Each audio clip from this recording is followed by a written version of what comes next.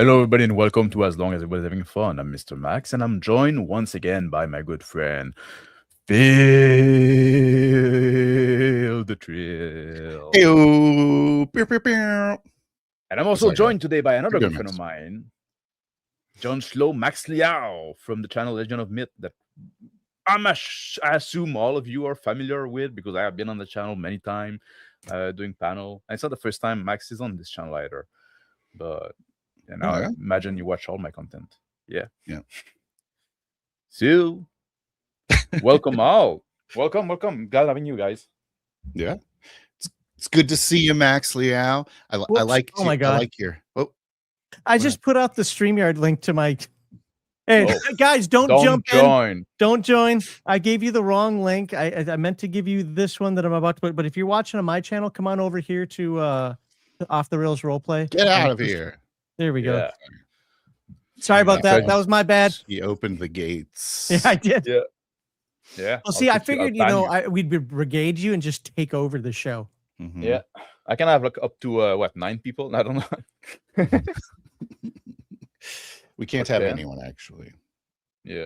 It's just Mr. Max and Max. Yeah. So I'm calling Mr. Max today. Just want everyone to be aware. How you doing, Mr. Max? Do you have a good week?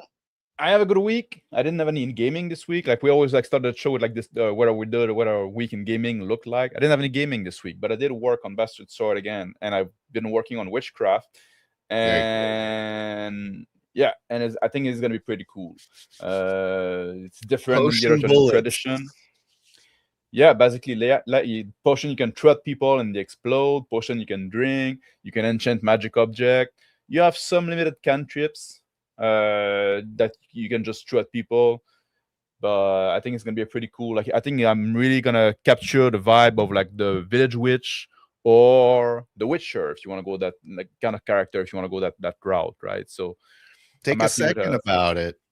So the differences have been prep time, time to cast so far. Those have been the big differences, and then obviously different words of power have different costs based on the discipline. And the tier G, you need to have like favor with the god. So what's the cornerstone, or I'm trying to think, the keystone like feature of Witchcraft, would you say? Well, the big difference with Witchcraft is when you create those magical objects, would it be like potion or ancient curious, right? Enchanted like object and stuff like that. There's no roll at using time because like all the rolling is done in the prep, so anybody can use them. If you make them like a healing potion and stuff like that, anybody can drink it. So it's very useful to have on a party and stuff like that. If you do like a flying carpet, anybody with the activation word can use it, right? That's cool. That would be different than the wizard because only the wizard can use the scrolls, right? Only the wizard can use the scroll. Okay. Yeah. Cool. It's also like make you dependent on like carrying all these items. So if you get robbed of your inventory, well, then you just lost your magic, which is also true for the wizard with the scroll, right? Yeah. Not with the elementalists, right? So they all have different kind of limitations, stuff like that. And I think different identity. Yeah. So it's going to be kind of an interesting, like, if you're just a pure witch, like, you're almost just like a vendor or like a craft bot. Well, you also have your cantrip that can be useful, and you can throw those you have like those explosive potion. You can like those grenade. You can throw at people. Keep the good ones for yourself, obviously. Yeah. If you can throw well, it's still useful if you can throw well. Yeah. Because you have to roll for that, right? Very good. Right on. I gaming over here. I wasn't able to play with my buddies. No, it's been a couple of weeks now. I think it's been like 4 weeks have passed. My friend went on vacation. Something else happened. I forget. But basically, I was kind of busy last week. Something happened. But what I did do though was I beat Subnautica, guys. So I just wanted you to be aware. Oh, dope ass game. Congratulations, I guess. Thank you. I guess. Yeah. Is it a hard game? Is it? No. Maxino. I wouldn't call it hard. Yeah, it's kind of like an interesting puzzle, I would say. Yeah. You played it, Max? Subnautica? Well, I used to stream it when I was a video game streamer. Oh, really? Right. Oh. I haven't played the second one, and I think there's a DLC for it. I didn't get into. How old is it? I thought it was. I thought it wasn't that old. I thought it was just like a couple year old. You haven't like probably like 8 years old or something. I know I was in Germany when I played it, so. Oh Yeah. Oh, I didn't realize it was here that now old. for like 5.5 years. How's your week in gaming? You've been looking, Max. How's my what? Your week in gaming. My week in gaming. Yeah. We actually count the full fortnight, so you can have 2 weeks. Okay, well, if we're gonna go fortnighting here, I haven't really written in my game much recently. There's some reasons for that. Nothing other than just bored.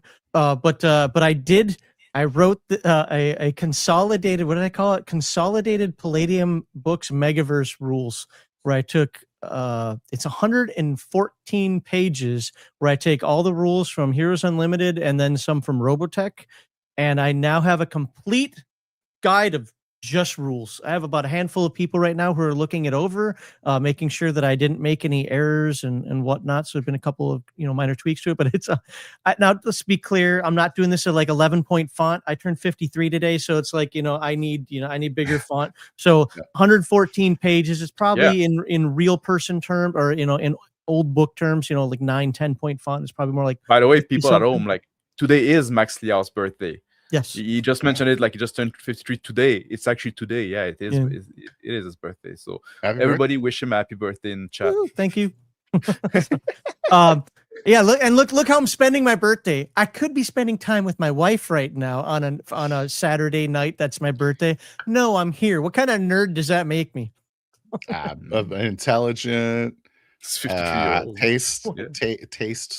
She's all squinting at me, like. A nerd of taste. What? I don't know. I can crack a beer open to have a beer with you for your birthday. There you go. Woo. Well, I don't have any alcohol. Well, I do have alcohol near me, but that's super chat alcohol. So all I have is decaf coffee right now. Well, nice. That's a big old jug of decaf you got there, man. Yeah. I'll still drink. Thank you, folks. I appreciate that. I'm not actually that familiar with your game, Max. Are you saying that your game is the compilation of Palladium? No. I did that. So I've got like multiple projects that I'm constantly working on, whether it's writing or whatever. But I have so my guess is that Legion of Myth, as far as a YouTube channel goes, is going to, I wouldn't say shutter its doors, but I will say is going to really pare back the content that we're doing in 2027, because I just have too many things I have to do in life now, and hate to say it, but the YouTube channel doesn't pay the bills. So and so if I either hire a contractor or I'm the contractor, so to speak, and I need to do stuff. But so I'm working on some things. The biggest thing I'm working on recently is my Pigs in Space campaign, which is something I want to run next year, which is essentially After the Bomb meets Aliens Unlimited, and So I've been working on that, because while I'm very fly by the seat of the pants, there are some things I want to have ready to go out of the gate, so that I can just kind of move this along, and then as they go in weird directions. And I was talking with Mr. Max about this behind the scenes a little bit. It was, I think, yesterday. Yeah. But like I have to make sure that the players get along. So I do have to have a bit of, I want to call it railroady, but I do have to have a little bit of like, you're in training, so you are going to be doing these things. Do you mean the people or the characters? Just the characters. Okay, yeah. Well, it's a little bit the people as well, because I have to know that they get along with each other, right? I can't have a character in there who's always trying to backstab everybody, because as soon as and the players will know this beforehand, they're going to be playing in a Lost in Space or Battlestar Galactica or Stargate Destiny or whatever the heck you want to call it, where they're out there in the cosmos. I can't have them backstabbing each other, because then they won't make it past the first or second.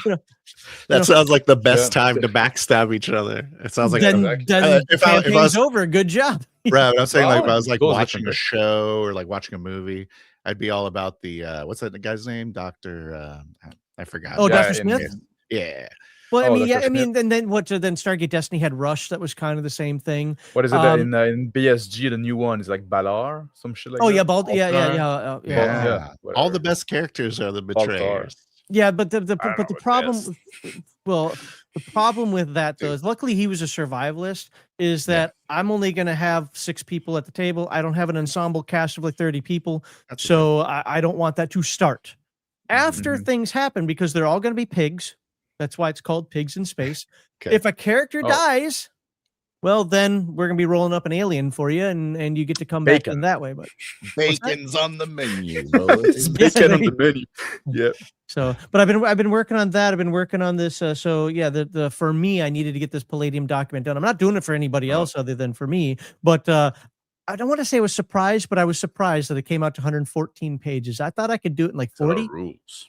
Yeah, well, that's the thing, and I'm only doing and look, the first couple of people I handed it to were hardcore Rifts folks, and they kept pushing back at me. That rule's wrong. That rule's wrong. That rule's wrong. I'm like, no, it's not. No, it's not. No, it's not. Because do you like quote from where it come from? Because like there might be like some contradiction, not contradiction necessarily, but some variation. All the different. No, I don't do that. What I do is at the beginning of it, I just tell people this is coming from Heroes Unlimited 2nd edition, not your stupid Rifts game. Nobody likes Rifts anyway. That'll anger all the Palladium fans saying that. MaxLiao quoted. Yeah, right. Yeah. But yeah. Anyway, it took a lot more work than I thought it was going to do. I thought I was going to knock it out in like 2 days, and that didn't happen. It took closer to 2 weeks. And wife in chat. Oh crap! I mean, I love you. There you go, Noro. Thank you for lending us your husband for the night. I don't know if this got past us, but I feel like this didn't happen. So I didn't want to interrupt. Thank you, Mario Trumpet. Yeah, and he also gave $1 earlier, so I want to thank him for both of those. Well, for those $3 Australian. Yeah, and birthday wish for Max. Yeah. The Pigs in Space. I don't know if that's a working title or whatever. Is that like you said? It's kind of inspired by 2 Palladium systems. I know you're bros with those guys. Are you getting like a collab with them, or is that like going under the umbrella? No. I intentionally don't do that because I don't want there to be any type of impropriety or whatever. Do I have working relationships with them? Yes. I actually make AI music for Palladium books with a full license agreement and whatever else. I remember that. Yeah. But no, the Pigs in Space thing is my deal. There are 2 concepts that I had rattling around in my head, and I went with the Pigs in Space because I thought I could do more with it, and it'd be more fun for me as the game master. And honestly, to some degree, it'd be less. I don't like using this term because I don't mean it this way, but for conceptual sake, be less railroady. It's going to be more like, hey, where are you going? What are you trying to do? Oh, you went to this planet, and I just have more ideas. I like the idea of like, ooh, I can have a planet that does this, and ooh, a planet that does that. What was that Star Trek episode? Let's see what happens. How these guys handle, stuff like that. Yeah. The Full Metal Dragon asked like, why pigs? Fair. I'm basing on a Pigs in Space, man. Pigs in Space. I don't know what that is. I missed that reference. It's a play off of Jews in Space from Spaceballs. No, right? It's from the Muppet Show. Oh, it totally is. Maya Trumpet got it. Inspired by the Muppet. There yes. You go. Thank you. Of course. Oh, there you go. It's just they're not going to be as dysfunctional. The Jews in Space is a song. It's not the Pigs. Okay. I remember that now. You guys know Spaceballs? It's like Spaceballs 2. Never mind. Yeah, I know Spaceball. I haven't is Spaceballs 2 out? That's not Spaceballs 2 is out, but I'm talking about at the end of Spaceballs when they're teasing Spaceballs 2, which I don't actually. Wait, Spaceballs 2 is out now? I thought that was still. No, it's History of the World Part 1. Oh, there. Okay, I think it was History of the World Part 1. That's right. My bad. Anyways, whatever. That sounds pretty cool. I'm curious. So, I mean, you're bringing in the mutants. So I'm assuming you're going to give them pig powers or something. Yeah. So I'm actually going to make what is a pig's power? I guess I don't know off the top of my head. Good smell, I'm not gonna lie. I don't know. I have to go to After the Bomb and do that. They can eat anything. Yeah, I don't know. You feed them your corpses. They're smart. They're clever. They probably do have an IQ bonus. I really don't know, and I'm not going to use any. Honestly, they do have flying pigs in After the Bomb. I'm not using any of the chimeras or any of that nonsense. It's just going to be rolled up as pigs. I think I like the TMNT and After the Bomb concepts. I like mutant animals. I like anthropomorphic animals. If you use them not as anime characters that you're trying to sleep with, but as things with big sharp teeth that like to eat you. So I tend to like that concept. Big pigs. Yeah, I like Catboy too. What's that? I like Catboys too. Cat boys in space. cat boys in space. Have you thought of that? Have you considered cat boys? I you know what? I've actually considered a lot of things, and I ultimately always came back to I just want to do the pigs. I want to use the pigs in space name, and I don't care. So I'm going with pigs. I feel like Mr. Max is like culture 1 out of 25. Yeah. Max is like looking. Max is like looking at cat boys. Is like, yeah, but they're not pigs. Like I feel like that's. Well, I debated the idea of like letting them roll their own, and I was like, no, it's pigs in space, not mutants in space or Muppets in space. So yeah. And like I said, when a character dies, they're going to be in a hole. They're not going to be on Earth after the bomb Earth. They're going to be elsewhere, so they're going to have to roll up an alien. I know. Nice. All the pigs are gone. Yeah, I was talking about that with some folks at work. What's going to happen if all the characters eventually die? And because their mission is they can make their mission whatever they want, but the initial idea is they want to get back home, or like, oh crap, we're lost, something's going on here. Maybe they want to make this their home. I don't care. It's up to them. But let's just say their mission was, we got to get back home, and slowly but surely one crew member, and then another crew member, and then another crew member. Who's going to want to get back home? Home where? We're not from that place. Let's do something out here. Let's set up a barista on this undead planet and call it a day. Yeah. Yeah. Well, that's interesting. I hope it's going to go well for you. You need to get it. You need to get it going, right? Like, you need to get back in the game. You need to get it going before you pair back here, bro. No, I got to work on it slowly right now. You got to do the influencer move. Yeah. Well, so I want to be clear about this. Legion of Myth isn't dying. We're not like, bye, shutting the door, deleting the channel. It's just we're not going to prioritize this stuff. So, like, if there's a rainy Sunday day and I can't get anything done outside, okay, I might stream. Might do a stream, yeah. Yeah. I mean, it feels like you guys are doing like 2.5 to 4 videos a week or something crazy. Like, I just put my live streams up into videos is all I do. Yeah. But they're a long stream. Yeah.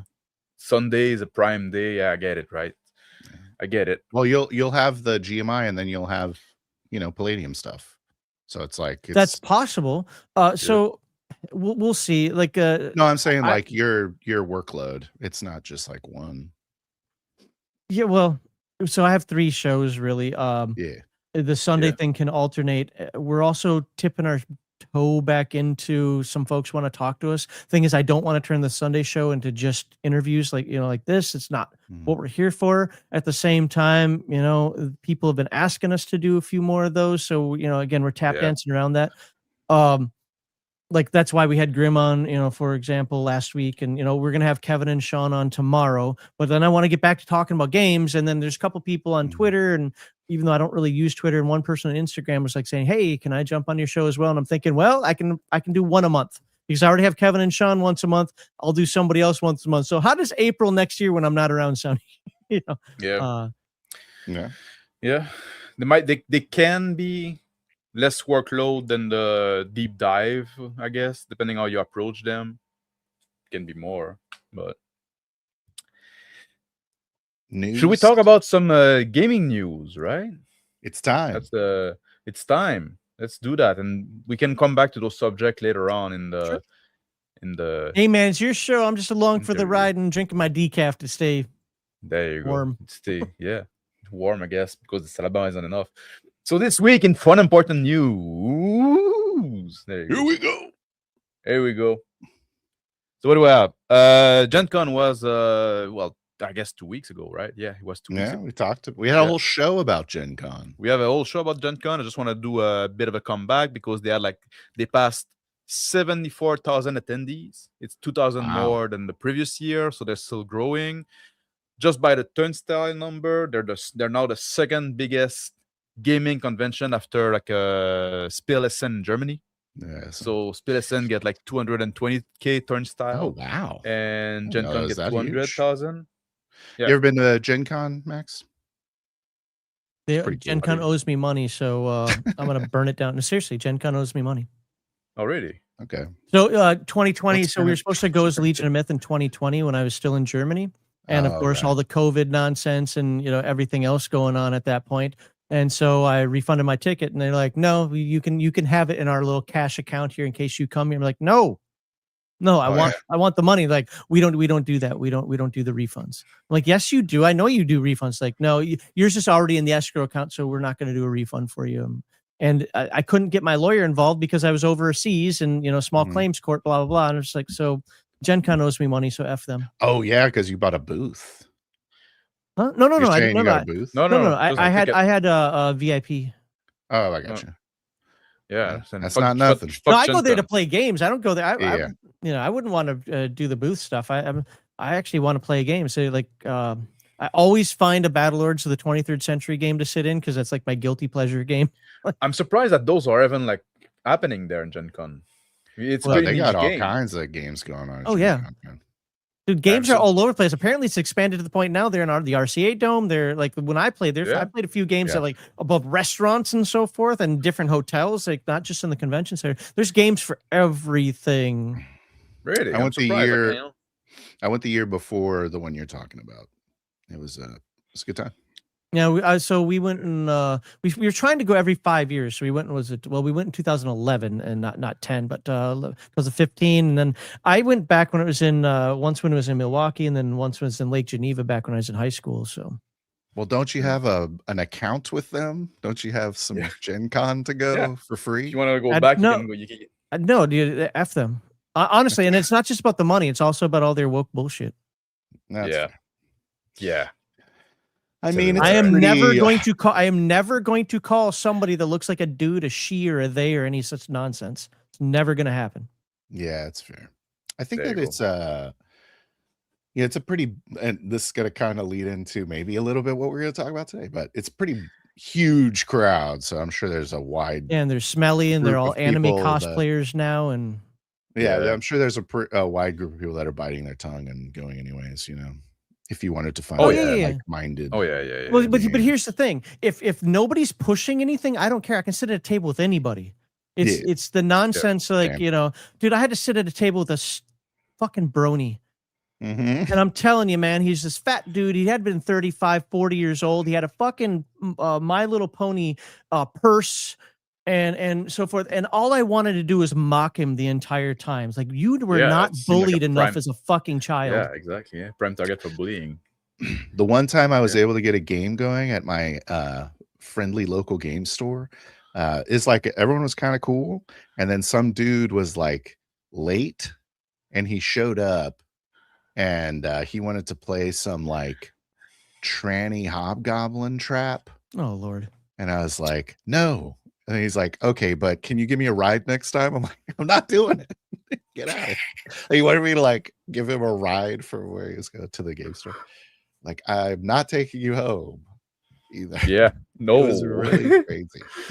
But anyways, like just posted it was over like 25,000 event at Gen Con. That's right. It's huge. That's a lot considering like 74,000 attendees, right? So only like 34. I mean, it was 54,000 just a couple of years ago. 74,000. 74,000 attendees. Yeah. So 25,000 event. It's like, well, it's a third. It's like the only part of Gen Con that really gets on my last nerve is all the damn anime cosplay bullshit they have. It's like, this is a gaming convention. Save that shit for Comic-Con or something else.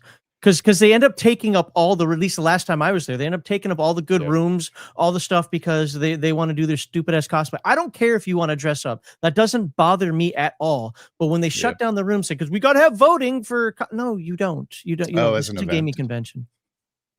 I don't care about the costumes. No, I don't care if people do it. I don't like it when it turns into, it's a gaming convention, not an anime cosplay convention. Yeah, but like, who butters their bread? Let's be honest. 25,000 events, one of them can be a fucking costume. Sure. It's fine. But it probably take more logistics than just like a table with people playing. They'll take an exhibition hall for sure. Yeah. So there was any awards going on at Gen Con. We talked about it a bit. Yeah. We had some result that I wanted to go over. The winner for the best cover art was the Crook Moon, which we talked about, right? We did not choose this one. We did not choose this one. I think we had chosen this one, right? That's much better cover art. They ended up being the runner-up. So they Why got do second people place. want this childish art? Free League's coming out with a game, a Space Marine game, and I love Free League. I won't get it because the art looks like it's made for 5-year-olds. Mm-hmm. Yeah. Well, people that's what people are now, right? People are 5-year-olds now. We have an epidemic of like arrested development. Sure. The best interior art was won by Legend in the Mist, right? And ooh, I don't think we picked this one either. Did we? I It's like I think this comic might have book. been one of the ones we liked. I think we liked it, but I'm not sure if there was one better than that. But it's pretty decent art, I find. Okay. It might have been. I think that. Yeah, I don't remember. Oh well. Yeah, and the runner-up is much worse, if you ask me, which was this floral dragon, the field guide to floral dragon, right? It's very they're dragon but made of flower, right? And yeah. I mean, okay, if it's thematic for the game, I'm not going to harp on that. Yeah. If that's the type of game, is obviously not a game that I would want to play. But one of the things that I always say about the art is it needs to evoke the world. And if it's evoking the world, then it did its job. I don't care if it's, like people love Errol Otis. I don't think it's good art, but it is evocative. When you see it, you know what you're getting into. So I don't complain about it in that regard. So that's evocative right there. I'm okay with it for the purposes of that game, but it's just all these weird colors that people are doing. It's like, man, I don't get it. I don't get it. It's been going on for a while. It's like when people look at 5e art, like, oh my God, the art is so good. I'm like, no, it's not. It's children's art. One thing that I was sort of with those bestiery, right? Because this is what it is. One thing that always like leave me kind of cold is like they're like picture of the creature, and oh, there you go. You got like a $2 from your trumpet on your channel to wish you a happy birthday then again. Anybody watching on my channel, we are co-streaming, so it'd be cool if you would go over to the Off the Rails roleplay channel instead of hanging out on mine. But they're the primary on this. I'm just the guest. It doesn't matter. It's. I'm trying to help come you over. Out, man. If you come over, and if you like what we do, right, subscribe and like the video, right? That'd be cool. I mean, I can't make them go. Oh, and thank you, Mercurius. Appreciate that. Yeah. But one thing I would say about those bestiary, right? Oftentimes the art doesn't tell any story because just like the creature like standing there, right, and in some pose and stuff like that. So that speak to me less. I've always found them like less interesting. I think it's like this kind of picture right here. It's more of like a anatomy drawing, versus like an action. How do they fight? Yeah, exactly. I would like to see how they fight or something like that. Seeing them in action would be cool. Yeah. Versus this is a 3D rendered. This is all sides of them. Like I don't care about that. Yeah, you can come over, Noro. You can come over the Off the Rails roleplay channel. I thought you were going to bed. There's one game that won. What did it won? He won like the best family product. That is shared to my art, right? The Dungeon and Kitten. So number one. There you go. So I was talking about this game, looking forward to it. It won best family product. Nice. So I can wait to see the cartoon that's gonna come with it. $40. It comes with an app, it looks like. And starter set. And there's a bunch of like cardboard, right, for kids. That's pretty. I mean, it's like a board game. As far as maybe you can try it with your daughter, right, Phil? Your daughter would be in that age, maybe. Yeah. Oh, you know what? I've been meaning to bring this up. Go ahead and do the next thing. I'll show you here.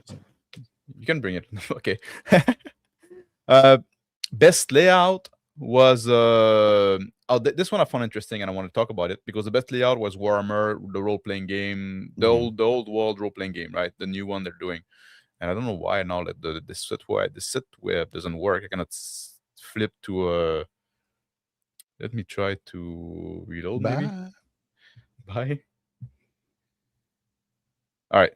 And I found it interesting because this is the winner for the best layout and interior design, right? And you can see in the picture there, it's fairly standard. And the runner-up was this one, Berserker, which used a kind of Morgborg approach, right, with style of a substance. And I was surprised. Cool. It's cool, but it's not great for a gaming game. For a gaming, I don't know about winning a layout.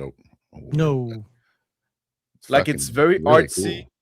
Like if it was like a reference book, like for like some kind of fictional world, stuff like that, that'd be cool. For a game book, it makes you look for the information too much, in my opinion. That's fair. But oftentimes those kind of contests like this kind of shit, right? So I was surprised that this took second place while the more standard one took first. And this is why I say artists ruin everything. No. Yeah. Yes, they do. So my job, I'm actually, not anymore, but I was a professional layout. Like that's what I can't draw a stick figure to save my life, but I absolutely did layout and design. Yep. None of that crap. That's way too artistic. That's nonsense. Yes. I wouldn't even want to read it. It's very form over function. I would have given this a prize for interior art to this. Yeah. I think the interior art of that is very nice. I agree with that. I would also say it's kind of strange how the one extremely vanilla format wins, and then the one drastically different format is, second place. So like, what's the criteria?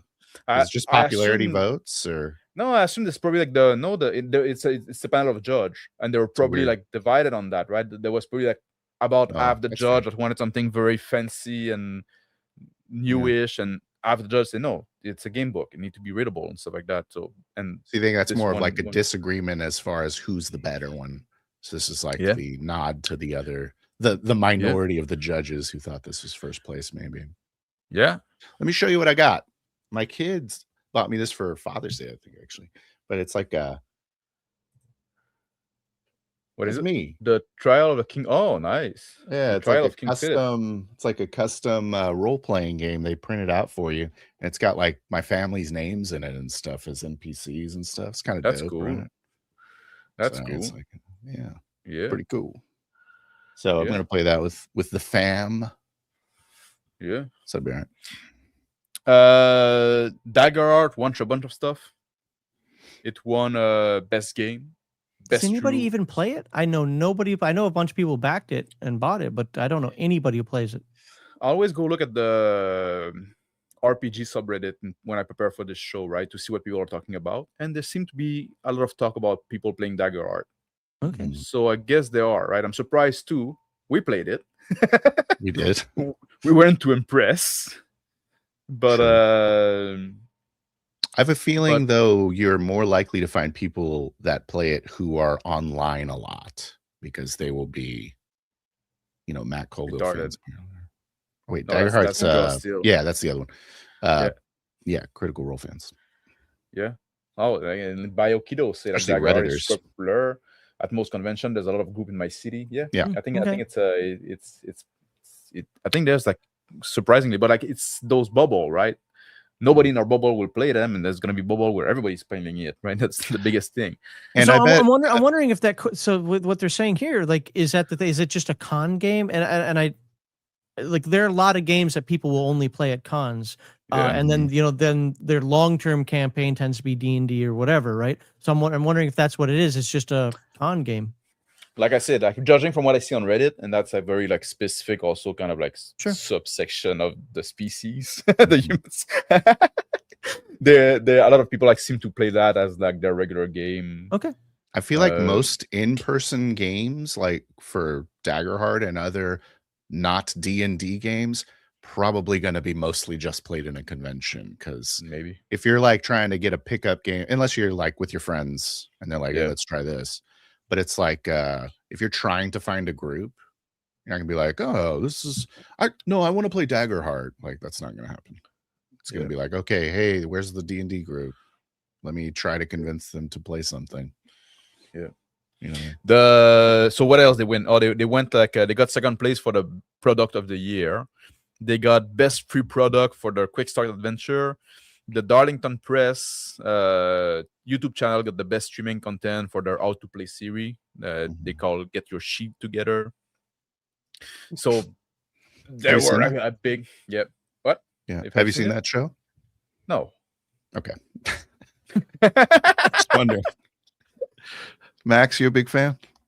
Get your sheets again. I don't watch Let's Plays. They're all gay.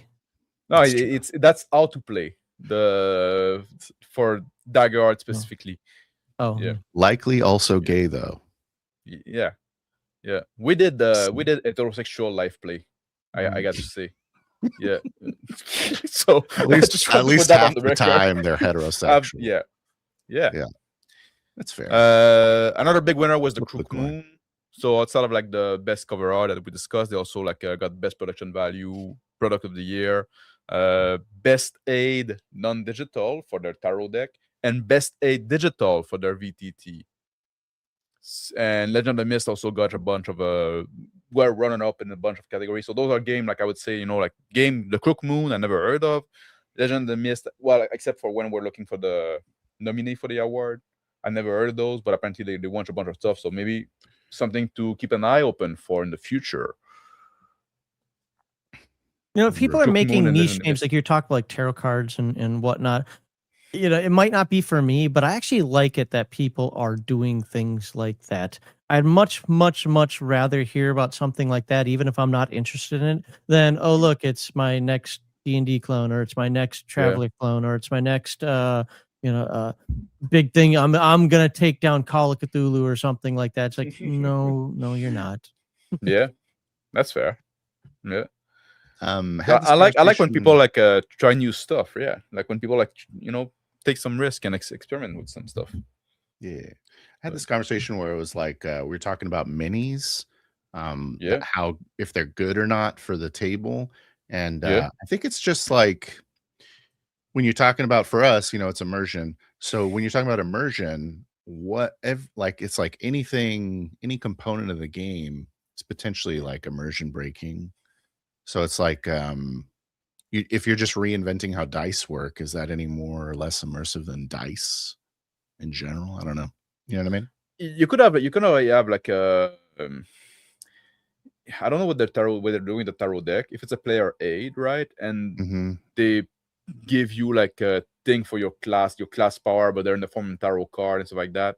Yeah. Maybe it's a bit more immersive than just having a straight up player aid. Maybe. Yeah, I guess it does depend on how you're using it. Like, what is the purpose of it in the game? I absolutely can agree with that. Like, we had the Taroka deck in the old Ravenloft game that you could use, you could incorporate with through the Vistani and so forth, and that was fun to add in there and kind of give some immersion into the setting. Yeah, so, I'm noticing a lot of these gimmicks, because that's what they are, right? They're very much I think the best ones are the ones that play into like the tone and flavor of the system. Yeah. Like, so I think if you do that, I think it's good. I think it's a risky thing. I think it's a risky thing. Yeah. I think there's a lot of way to mess it up. Yeah. Well, like Phil said, I think a lot of that stuff is gimmicky, and it's fun one time, and then you're like, okay, can we go back to playing, like normal people again? But there are other things. I mean, just as an example on our show, Heathen Dog and I have a big disagreement on. I'm a huge fan of specialty dice. I love specialty dice. I think they usually add something fun to the game. My one caveat is I only like specialty dice that can also be mimicked by real dice, so you don't have to go get them. It's just maybe better or easier, whatever, if you do, for whatever reason. But so he hates specialty dice. So like Genesis dice. Yeah, well, I mean, I've actually never done Genesis dice, but that is something I've always wanted to. I wanted to give it a try. But even like the free league dice or they seem pretty hard to mimic without like the specialty dice. Well, you'd have to have a chart.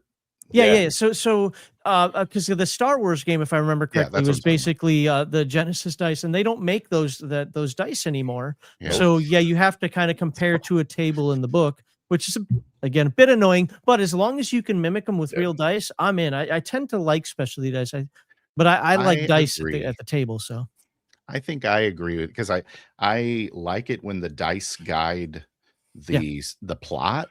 And so it's like, if there's more information on the dice, I feel like it's like more informing what your reaction should be to the dice. Exactly. So I agree totally, actually. So my ear trumpet says like Fate Fudge says, I hate Fate as a game, but I love the dice concept. I really, really do. Yeah. I hate the people doing fate, making fate. Yeah, well, that too. Do they owe you money at fate? No, they don't. France, 42,000. You might as well do it now if you like. If you want to say like put in chat where people can go look on Facebook to find your mini you post for Rift. You might as well do it. Enjoy. I'll put it on screen for you because I feel nice. What else I have? Oh, D&D Icons. We talked about them, right? That's the program run by Joe Manganiello. Mm-hmm. I think that's how I'm gonna say his name. You heard about that, Max, right? Vaguely, The yeah. D&D I intentionally do not follow. Like, if I try to close things that it's the nostalgia bait program of what's now, right? Where they try to bring like a legend and the hobby, right? People like the old name, right? So they have like something with R.A. Salvatore, and they have like the Tracy Hickman. Yeah, but Salvatore's he's a cuck, so no. He cucked for the what do you call the whole drow thing, and he regrets writing some of the stuff he did for the drow because it was problematic. Shut the hell up. I hope he donates his royalties. Balls. Yeah. I do hear that they're bringing back Dragonlance, but after 5e absolutely gutted what Dragonlance is. I'm no fan. I mean, I'm always a fan of Dragonlance. Apparently, in fact, there's a good review that was done on the most recent book. So apparently, there's none of the nonsense in there. So I will be getting that in hardcover. So I look forward to that. By Weiss and Hickman. But and then they have like they have something with Luke Gygax with the note of his father, like unreleased stuff and stuff like that, right? So yeah, I don't care much either. But they won an award at Gen Con. There's been like one of them. Like, what are we? What? It's been like gaming trend, best gaming trend award, right? So yeah, but yeah. How many times have they ran that show? Like 3 times? Gen Con? No, the Legends, whatever the fuck. Joe Mangialone's. No. It's just like that's just an award that can go to anything, right? It's the best gaming trend. So, and apparently now the best gaming trend is like bringing old name and doing nostalgia bait and stuff like that. It's kind of telling, right? They didn't like produce anything yet, but like I don't know. It's. I'm just wondering what was it Greyhawk. I'm just wondering what qualifies it as a trend because I didn't think it was like a very established show, but I guess it's a trend already. It's not. It's a trend. I'm not sure, to be honest. Does more than one person have to do something for it to be a trend? It's kind of a weird. Yeah, I guess. Do you mean your new show is a trend? It's kind of weird. I don't think it qualifies. Recount. Well, take it with Gen Con. Right now, you both have grievance with Gen Con. You know what? I'll go collect Max's money. Thank you. Yeah. On his behalf with a stern word. Yeah. Paizo made 1,200 title for Pathfinder and Starfinder available on Drive-Thru RPG. And for now, they're just as PDF, but apparently the print are gonna come soon. So I think that was interesting.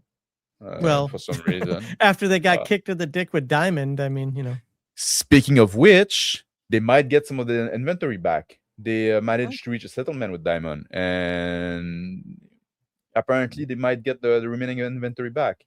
The details are kind of iffy, and it's still not clear that because like with Diamond they had an exclusive contract, so they might still be beholden to that. So they might not be allowed to look for a different distributor to bring their book in store until like Diamond is completely like the bankruptcy is over, right? So there's that. There you go. Paizo. Win some, you lose some, right? What a roller coaster with Paizo. What a roller coaster with Paizo. That's all the game news I had. Well, but I wanted to cover like a few Kickstarter that I found interesting, I guess. Okay. That are making money. Let's be real. That's the only thing that makes me interested. Monster of Renwell. I'm gonna go very fast on those because they're not that interesting.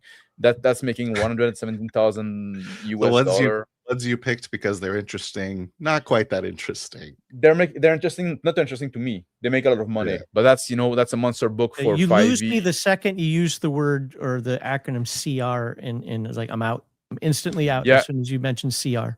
It's for high level monsters, CR 30 and up, right? From what I understand, there seem to be some subclass, new class, and subclass too. So College of the Sunken Songs, I guess you have a new type of bard. Yeah, Sunken Song Bard, Stone Listener Barbarian, Stone Claw Monk. So if you're into the 5e stuff and you want more of it, well, I guess a lot of people do. I put the link there in the chat. I look at those Kickstarter that make a lot of money mostly to see like what is the vibe of the hobby, right? Where the hobby is going and stuff like that. Apparently, we're not done with 5e yet. No. And the other one that was worthy of note to me was the Dark Conspiracy, the Unseen War. That is, it's a horror in the modern age, RPG in the modern age. I have friends who love Dark Conspiracy, read all the books back in the day and whatnot. I bet you they backed it. Apparently, from what I saw, like this new edition is using the Traveler rule engine. Well, I'll just say right here, I guess, right? So I don't know if it's the Mongoose Traveler rule or what, or classic one. Would be I assume it's Mongoose. I assume it's Mongoose. It's making Mongoose. It literally says Mongoose Publishing up there. I mean, just say, you know. Oh man, you got like Eagle Eye. Eagle Eye MaxLiao. Yeah, I have an eagle eye. I read the title. Well, so yeah, there's people excited about it because that's making 100,000 British pound. Which is quite a bit of dough. 26 days left, so they're gonna make more money than that. They're doing one thing, like the books are quite expensive if you do the pledge level. Like 60 pound to get the book. What? I just wanted to see the 121, but you're gonna go through it. Go for it. Or 140. It's 140. Yeah, it's the Coral book, or free screen, fill up mission book. But the one that always interests me is the one that you get the core book printed. And I guess like it's free stream as well. So print and PDF, 60 pound, which it's quite steep, but they cover, it's free shipping worldwide. They cover the shipping, so that's something we haven't seen in a while, with good reason. But it takes some of the cost away, right? Yeah, that's fulfilled by drive-through. Shipping is free worldwide. So if you interested in the modern day horror RPG using the Mongoose Traveler rules, you can go back on Backer Kit, the Dark Conspiracy. That's crazy. Free worldwide shipping is crazy. Yeah, I'm gonna send the book. Like, do they limit the region you can buy it in? I mean, I don't know. You're gonna see on some of those military channels drone drops instead of bombs. It's gonna be gaming books to the middle of Ukraine. Yeah. So that's it. I'm on Karg Island. Can I get my there you go. Can I get my traveler book? That's all the news I had. Yeah. On the docket, right? Okay. Where the hobby is going. It's not like, it was kind of like light on news this week, but like can I answer Daryl's question here? Yeah. This one? Yeah. Yeah. So it's not going to be, how do I say this? It's not going to be like buying a book from the company that you're used to getting, whether it's a D&D book or a Palladium book or a Free League book or whatever. It's not going to be that quality. With that said, I've got a bunch of books printed from them, and yeah, sometimes there's like a sloppy page or whatever in there. It's a bit annoying, but I still like to just have physical copy myself, so I don't cry too much about it. But if you're looking for perfection, no, you don't want to do it. It's not going to be perfect bound and all this other, whatnot. But it serves its purpose, so I don't have too much of it. I haven't had too much of a problem with it. I had some problem with them. I didn't buy that many books from Drive-Thru, but I had some that had like some issues. Like the cover was glued on properly, so there was like crease in them. One time I got a book that had the wrong book block in them. It's right cover and stuff like that, but it's totally unrelated book inside and stuff like. And for the amount of book I bought from Drive-Thru, I had like a significant number of issues, but they always made me whole. when I complain, I say, look, that's not right. Like they give me a partial refund or replace the book or stuff like that. Yeah. So there's that. But yeah, and also like the one that I think of the most is my rule cyclopedia. That one has like one of the pages with all the tables on it is like smeared, and it's like I can't read this. But like my Stars Without Number, that came out, as far as I know, and that came out fine. Because also like it's the people themselves kind of uploading the PDF and stuff like that, and there's maybe less oversight. There's also that sometimes there's a problem you have that come from that, because like people upload like PDF with the resolution too low or with the image not properly rasterized and stuff like that, right? So there's just remember it's not going to be, you know, production quality in terms of what you would expect from a major company. But if you're like me and just want a physical copy of a book, it works. Oh yeah, well, what are the D&D books that I've got, like the green ones right there, because I don't want to open up my real ones because they're so old and falling apart. So I have the green ones to fall apart. You know, those came out just fine. I got my White Wolf 20th edition or 20th anniversary editions from them, and I had no problems with any of them. That's one of the things I've kind of argued with Palladium about a little bit. It's like, well, to be fair, they've got a good store now. It's like, man, just on drive-through, let us have print on demand. And Kevin is so concerned about the quality. Like, no, man, I can't have that quality. I'm like, people should know. I mean, at least that's the way I see it. It's like, I know when I get print on demand from Free League, it's not going to be the same. Like for example, I'd love to print out all the Rifters because I have all the Rifters, and as we've been going through them, it's like these are actually pretty good. I'd love to print out, if not all of them, at least some of them. And like, nope, can't. He won't do it. It's like, yeah, they won't have the Palladium peel if you do them to drive. Palladium peel. I love that Palladium peel. It's the trademark, right? Yeah. Anything else to add on the news? No. Then let's some move good on. News. Let's talk about it. Not this one. Oh. Let's talk fun. There you go. Woo! That's like now when we talk about the main topic of the night. Yeah. And Max, you know, I told you it's kind of a weird topic that I invited you. I want to talk about like dogmatism in role-playing game and stuff like that. And I want to take that conversation in different a bit of different directions, right? Multiple ones. I want to explore the subject from different angle. Okay. But before we go into that, one thing I always ask to ask the guests is, why do they engage with RPG? What rather than some other, like, what did they spend to choose their hobby time in RPG rather than doing something else, right? Like rather than doing like war game or video game or painting mini or something else, right? I don't think mine has changed since I started in the hobby. Well, maybe when I started in '83, it's not, but since I was really got involved with things like Turtles and Robotech, and finally later on with AD&D 2E, is the fact that I'm going to use a term that none of us like, but it makes sense for what I'm saying here. I liked creating the stories because I loved reading the novels, but I wanted to create my own story without writing my own story. And that's why one of the things I argue constantly is I love dice, man. I love, like, roll the dice, find out if it succeeds or fails, and it's okay to fail, it's okay to die, it's okay to have whatever, because that's the emergent story that's there. And I still feel the same way to this day. Is like this whole pigs in space thing that I was talking about before. Yeah, I'm going to start them off in training and blah blah blah because I kind of make sure that this is going to work out, right? But after that, I don't know what's going to happen. I literally don't know. I don't know what choices they're going to make. I don't know what they're going to want to do. I'm going to have a sector built out for them. I'm actually going to use Stars Without Number for that. I'm going to build a sector, and where they want to go, what they want to do, who knows? So we'll figure that out. And that's the fun for me, is kind of, I get a little weirded out about some of these terms because how people take them, but that collaborative storytelling that comes from the dice. Immersive, yes. Immersion. I mean, immersion storytelling. Yeah, absolutely love it. I love it. And the thing is I could do the same thing twice with a different group of people, and it comes out totally different. That's just, to me, I love that. I love getting the imagination going, because I can't draw a stick figure to save my life, and I don't want to write a book. And it's interesting because, like, I guess, like, when people that do a lot of the railroading and stuff like that, you're kind of depriving yourself of that. Would you say, like, if you know exactly where the story is going to go and stuff like that, and the group is just there, like, to go through the motion, and that you're missing out on that. No. Yeah, well, again, see, I'm pro Quantum Ogre, so that'll get some people spun up.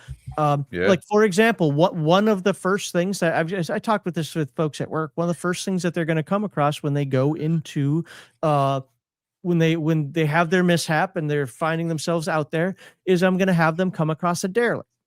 And there are many, many, many reasons for this. Now, they don't have to go to it, but they're going to come across it. And the reason is because they're going to find out how far behind. Well, if they choose to go there, they're going to find out how far behind they are in technology. Maybe they'll learn something from there. By the way, there's going to be an alien on the ship. I don't know how the alien's going to react because I don't know where they're going to go and what they're going to do. But this is all going to help them not figure out where they are. But, oh, crap, we're not in Kansas anymore, right? Yeah. So, but that's part of like getting the ball rolling at some point, right? Like it's not like you have to get something. Like as a GM, you have to get thing in motion to some extent, right? Like I'm very hands off as a GM, but you want to have some premise and something getting thing going. Yeah. Now, again, like one of the things, and I have to think, I think it's Kevin Sullivan. I think that's who it was. We were covering Dead Rain from Palladium, and I was like, man, you could use this for a lot of different things. Like, I don't run zombie. Dude, I'm so sick of zombies. Like, I never want to hear about The Walking Dead again. It's like vampires from the 90s, man. I don't know. I'm out. It's overdone. The rest of my question. But, I missed the zombie role-playing games, man. I didn't get to play any zombie role-playing games. Dead Rain actually has some really awesome zombies in there too. But so what I want to do is I want to take that. I'm also using part of Grimm's Whitechester as well. And he came up with this idea. It's like, imagine going to a planet, you scan it, no life forms here, but it's got oxygen atmosphere. It looks like it has a lot of trees. Hey, what if we just kind of like park ourselves here for a moment? Well, there's a reason why I got no life forms. Yeah. All undead there. And they wake them up. And now they have to, oh crap. And now they could be in over their heads. Who knows? Whatever. That's definitely something that's going to happen at some point. Now it's going to be one of the planets in that sector. No, it's not going to happen until they go there, but you get the idea. Like there's going to be. I also have a lot of trouble writing. Like I don't want to do it. So I totally agree with you with that. Also with the Quantum Ogre thing, because I'm very much no prep in a way. Like I don't want to have anything prepared for them to encounter. So it's like I'm just reacting to what they're doing. So I often wonder if it's like because I don't know what's behind either door. Doesn't matter which door they open, it's going to be something that I just made up anyways. You know what I mean? I like to have more prep than that. In pretty much every game that I've ever been in where somebody doesn't prep, whether it's one session or it's an entire campaign, it either gets clown shoes very quickly because things don't relate. And that's something that's important to me. I'm a Hickman Manifesto guy. Things have to relate. Or you could just tell that he's winging it, and it doesn't have that immersion that I'm used to. Now that doesn't mean prep everything. That doesn't mean have everything behind the door written to the nth detail. But like if it is a dungeon, so to speak, yes, I'm gonna know what's generally in the rooms there. I'll have little notes on that stuff. But if I don't think it's important, I'm not going to write it down. And if they can, you guys know that I don't agree fully with the whole 4D thing. I would never let somebody go in there like, I pick up the phone. There's no freaking phone in here. How about next time say, if there's a phone, I pick it up. Then we can have, we can do that. But when you say you're quantum ogring, if you have the rooms planned out, then like, what do you mean? So what I'm saying is I almost always have, so when a session ends, I know where they are, and I generally know what it is that they want to do or what I think they're going to do. And so I come up with, okay, what do I want to have exciting in the next? It's not always combat, but and so I'll say, oh, since they're on this planet, say that the undead world, I'm going to have them come across some other survivor. Maybe it'd be fun to have some other survivors who live underground. That's why they didn't, see him or whatever.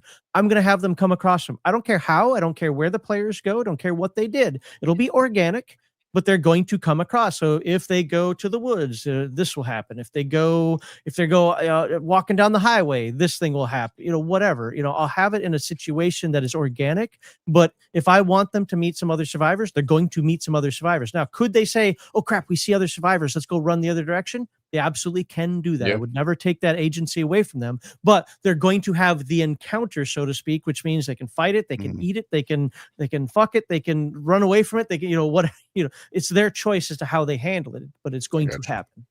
So you can fuck the Quantum Ogre. Yeah, so it's almost like a soft Quantum Ogre, right? Actually. Well, if you will, that's a different thing, right? That's the thing, right? If I say like, oh, you're gonna encounter this ogre, and this is how the encounter is gonna go, right? Like you're gonna try to fight him. No, he won't. Fight him. You're gonna fuck him, right? That's If that's how it goes. Like I said, I when I say Quantum Ogre, I'm not to the extent that some people do, where it's like you're going to have this encounter, you're going to do this fight, and you're going, no. And it's a combat encounter, or right. You must find the wizard. Now, if I want you to find the wizard, you're going to find the freaking wizard. Now, if I have to have him on horseback riding out there, he's going to be out there. If he's going to be in the wizard shop where you walk, that's where he's going to be. You're going to find him. But then if I refuse to talk to him, or if I react hostile, or if then I'll try to use some sort of trick that gets your attention. Like, hey, let's do Viva the Dirt League for a second. Hey, adventurers! Like, I might, can you stand by? Let's talk for just a moment here. I might have something for you that you might be interested in. Now, if they still say, "Nah, dude, we're out," well, okay, I think it can happen. I think I agree with that. Yeah, I think that's reasonable. It's not too forced. Yeah. But the reason I do that is because then I have something in my head, because the notes that I tend to have written down, people always ask me, or I shouldn't say always, but I get this a lot. Like, hey, especially on members only live streams, what is it you want from us to write down? They always be, we want map design, we want creature design, and we want adventure campaign design. I'm like, I can't give you map design because I use whiteboard. I still have some old Chessex maps that I can use as well, but I don't detail it out like this is exactly 10 feet. In fact, there's a guy out there, won't mention his name, who a few years ago absolutely spurred out on me because I said, I don't give exact measurements in my games. Like, you come to a dungeon room, it looks like it's about 4 or 5 paces across by maybe 10 paces across. What does that mean? It means you're not a freaking ruler. That's what it means. It means if you throw that fireball, it could be dangerous or it might work out. You're gonna get an idea, but you're not a freaking what's range fighter. Exactly. Now there are ways you can do that if you want to, but they all take time and effort. Then you can do it. So yeah, exactly. Like, if you want to know the exact measurement, take your turn to measure the fucking room, right? Yeah, exactly. It might take more than one turn.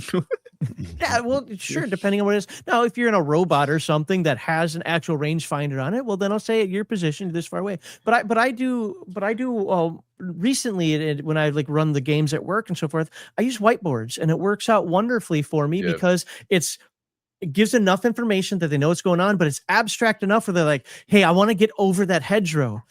That's like right at the edge of your movement rate. Give me a dex check, or give me a saving throw, or give me whatever roll that I think is important. If you make it, you climbed over that hedgerow, you got over it. If not, you just got stopped short. And I like having that you're not quite sure in their moment. Not, you can move exactly 4 squares, and I will move exactly 4 squares every time. Yeah. And it's preserved the chaotic nature of combat and stuff like that, and adventuring, right? I think it's important. I agree with you on that. Yeah, because you're not going to measure the room while there's hordes of goblins attacking your ankles. Time out. I gotta know. Well, it's like, and I say this so often that I think some people throw the fireball. Right, but it's like in 3rd edition, and this is why I despise 3rd edition. And really, any game that kind of requires you, for lack of a better term, to use a battle map. It's like, nope, fireball ended right here. That's in that square. I'm in this square. Ha ha ha ha ha ha. I'm like, nah, I don't play that game. Yep. Nope. Like I'm not gonna let the fireball end at the tip of your nose and then you not actually suffer something from that. So. Yeah, it's kind of it's kind of like a side note, but I like to think fireball, if you're gonna point blank it right in front of you for the radius, I feel like it could just blast out of your hands.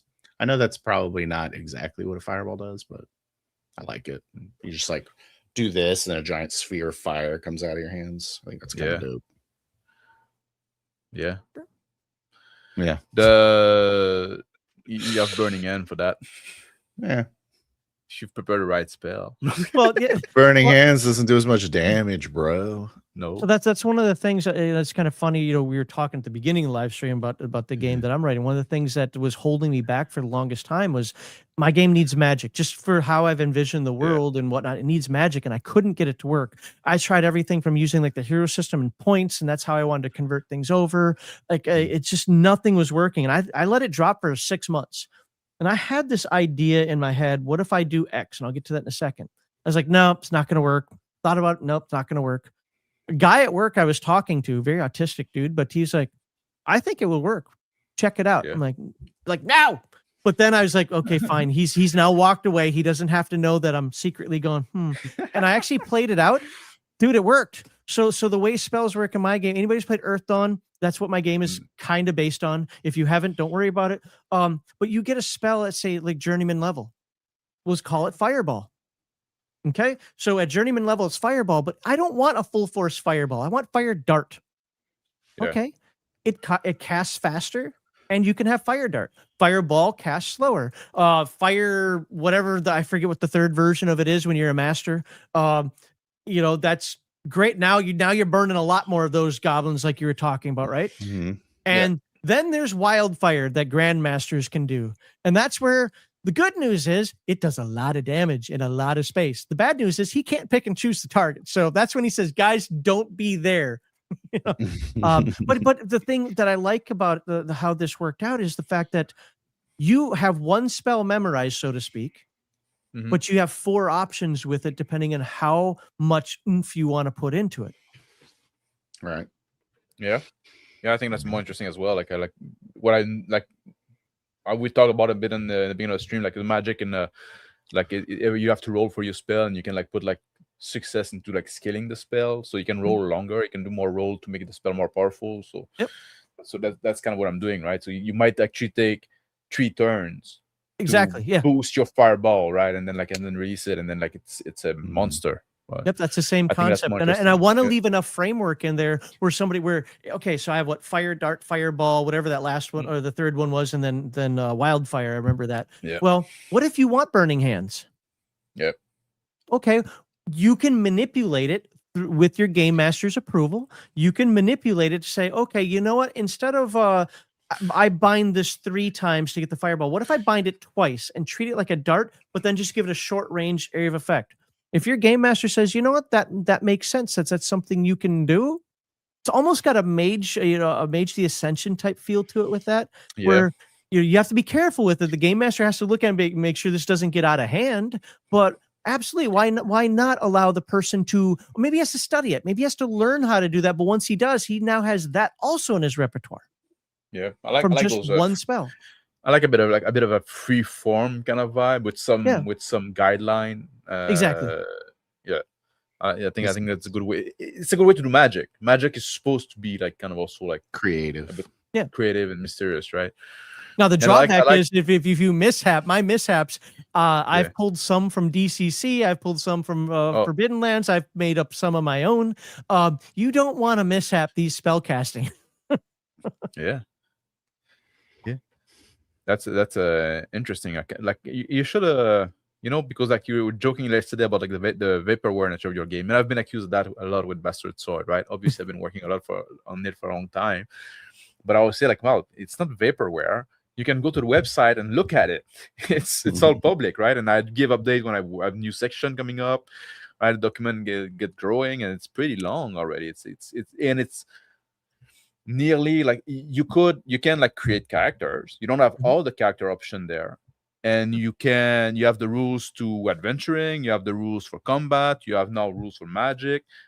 It's starting to be a pretty complete game. I don't have bestiary, I don't have like the GM section, and sure, there's a lot of options, but I think it sounds like you and I are in very similar positions here. The main thing that I need to do to get it play testable is people are arguing about the skill section, and I'm not going to bore the folks here, but long story short, I basically say you're the game master, you figure out how you want to do skills. And it's because you might have a group of 4 people, you might have a group of 8 people. If you have 4 people, you probably want your skills more generic. If you have 8 people, you probably want them a little more specific. That's why I did that. But really, all I have to do is I have to get the life paths converted over from the old 6x9 format that I was writing in to the 8.5x11 format that I'm doing now, and all those tables suck. like converting them over and trying to get them resized and all that crap. So once that's over, and then there's one other thing, I forget what it is. There's some life paths that aren't done yet, but I don't care. It will be fully play testable once I get the skill section done and I get that over, because the wealth section is now finished. I think that was the only other thing I had to work on. So really, my game is not, it's not complete, but it's play testable. Yeah, I have that too. Like I have and it's gonna be play tested soon too. Mine, like I gotta say. Good. I'm saying that for Phil. Like once we're like the goblin. No. Asking for a friend. Yeah, it's true. I should do that. Although I don't recommend like mixed group. So if you want a goblin, I need to have like either everybody play goblins or we do like, goblins and orc. Yeah. I'll play test human if I must. Yeah, thank you. Everybody in my game is human. Yeah. I like it. Well, that's the thing. Like in my game, like I cover like I have humans and I have like green skin and I have fays, which are elf, faun, and troll. But I say like I suggest that if you either do a human group or fey group or a green skin group, right? They don't mix super well. You can, but you have to have like a reason for it. Anyway, I will only do a green skin group if I can scream "Wah!" all the time. Yeah. You're out. Oh. You know, I like the GMI show a lot that you do. The Game Master Inside show a lot that you do. I think it's a good idea for a show. I like the concept of like bringing people with different views on gaming and stuff like that. That's the hard part. And sharing notes on we'll talk about that. And sharing note about like how they do things differently and stuff like that. And I wish people would dare to show up and talk about their idea. But what I want to ask you now is like, how useful do you think theory crafting is when it comes to RPG? Like, how much? No, that's a really good question. I don't think it's as useful as people. Well, no, let me rephrase that. I think theory crafting is absolutely wonderfully useful, but I think it's overdone. So one of the things that, and this is what I really try to stress on GMI, and I don't push you guys on it so much once the live stream starts, but I know you know this, like when I send out well, they're not questions anymore, but when I send out the topics and whatnot, one of the things I say is, this is how I want stuff answered. What you do, how you do it, why you do it that way, or what you did, how you did it, and what the result was. That's what's important. For me and for a lot of folks out there. It's great that you say that you like, let's talk, you guys, you like 4D role playing, you think it's superior, blah, blah, blah. How about this? Give me some results. And it's not, to be fair, it's not me, it's for the folks out there. Instead of just saying we like it because, we do these things, we think it's better. Like, okay, show some act. That might be a little difficult on the role playing side, but you get what I'm saying. Like, show me the results. Lots of actual plays. Yes. Well, again, and I think Let's Plays are dumb. Even mine, even the ones that I've been in, I think are dumb. But the thing is I think we need more hows and less what and whys. So, but in order to get to the how, you guys have to describe the what and why, and I get that. So I try to get people to do that. And recently, I've been trying to pin people down a little bit more. Like, okay, you've said the what and why, but give me the how. And they're like, and so that either tells me that they're not as convicted as they thought, they haven't done it as much as they act like they have, and they are just theory crafting, or it doesn't work as well as you see what I'm saying. So that's why I'm really more and more starting to push the how of stuff. Great. Get that theory out there because we have to have a baseline, but then tell me how do you do this? If I'm going to implement the stuff that you're doing, and to be fair, Phil has actually been really good about, Crispy was amazing at this as well, is saying like, okay, we're going to say that the phone is on the table, or, as a character, and I'm grabbing the phone, and, co-creation, blah, blah, blah, where I'm sitting there going, no, but but it's good for the person out there listening to go, oh, so that's how they do that. Okay. So that's where theory crafting has its limits. I want more hows and less what and why. Okay. And that's the reason also why we did like the actual play, right? Because like we were talking a lot of theory on our channel. We did a lot of fucking theory crafting. I have like hours when I was doing like Terror of Your Skin, like hours and hours and hours, right? Of theory crafting. But at some point I wanted to show people like, well, you see this work in practice too. Yeah. You can watch it do it, right? That's why we decided to do it. But I find it interesting because there's also like one side of theory crafting that is not even related to sometimes to play itself, but sometimes to game design as well, with like the GNS theory or the 3 pillar of role play and stuff like that. Yeah. Which I think like I have some validity to it, but also like oftentimes people like misinterpret them and try to apply like they might be like game design theory, but people try to apply them to gameplay or to running game, right? And then that's not the right tool for the job. We had a stream the other day talking about that about the 3 pillar of role play, right? It's when you design like a class-based game, for example, like you want every class to be able to have something to do in those 3 pillar. Mm-hmm. It's not when you prepare your game as a GM that you have to touch on those 3 pillar. That's not what the tool is for. But people misinterpret that.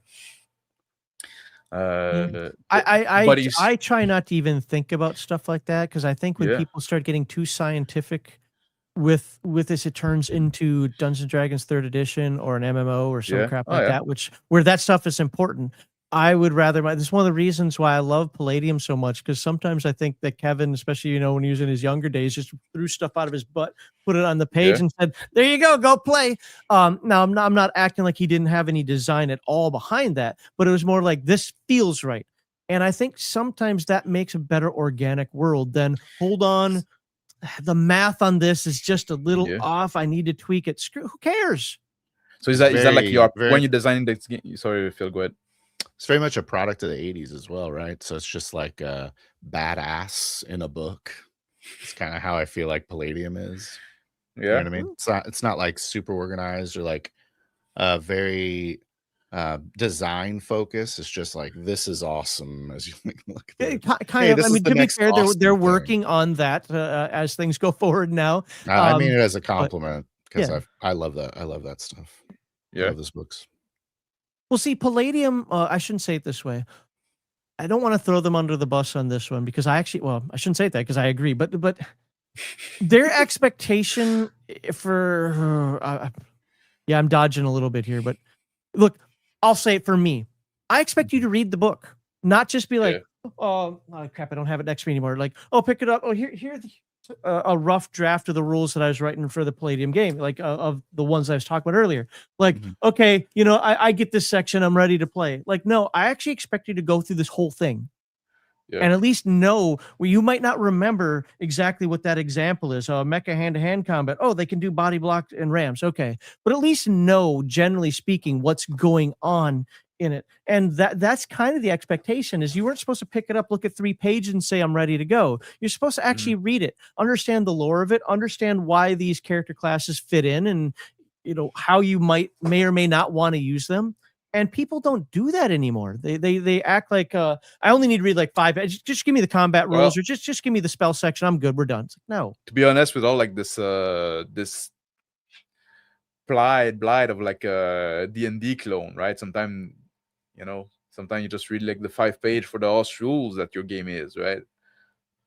And then you find out you're wrong, because you know what, you thought it was just those pages that were the rule, and then you kind of come to find out that there's a couple other tables that change things and so forth. So I'm of the mindset, like, when I run a game, I read the entire core book. Now I might not read it from beginning to end, because it's not necessarily a novel, but I will read the entire core book. Absolutely. I like to be able to read them like from beginning to end, and for it making sense, that like the new concept or introduced like in a manner.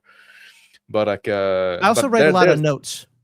Yeah, I do that too. I just flip through the book and look at Get it, the vibe. basically look at the art, and then say, this is kind of interesting. I will read this page.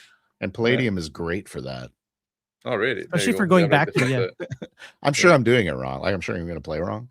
But like, I'm flipping through and go like, oh my god, this guy's so cool. Look at this robot. I wonder what the stats if you're talking like the world books, and if you're talking to somebody who's more of a fan of, say, the lore, or like, I'll use this elsewhere, I agree with you. If you're running the game, and let's say, we just pick one. I'm just saying what I do. Okay, I just picked Rifts Canada for some reason. If I'm going to run Rifts Canada, like Rifts, and then have them in Rifts Canada, I'm going to read this entire book. Is it like gay American Rifts, or is it like? Yeah, it's Rifts with snowballs. I don't know. So it's Rifts, it's got a giant squid. So. Yeah, Canada known for its squid. That's good. That's a little better, right? Rifts could use a little universal health care, probably. Yeah.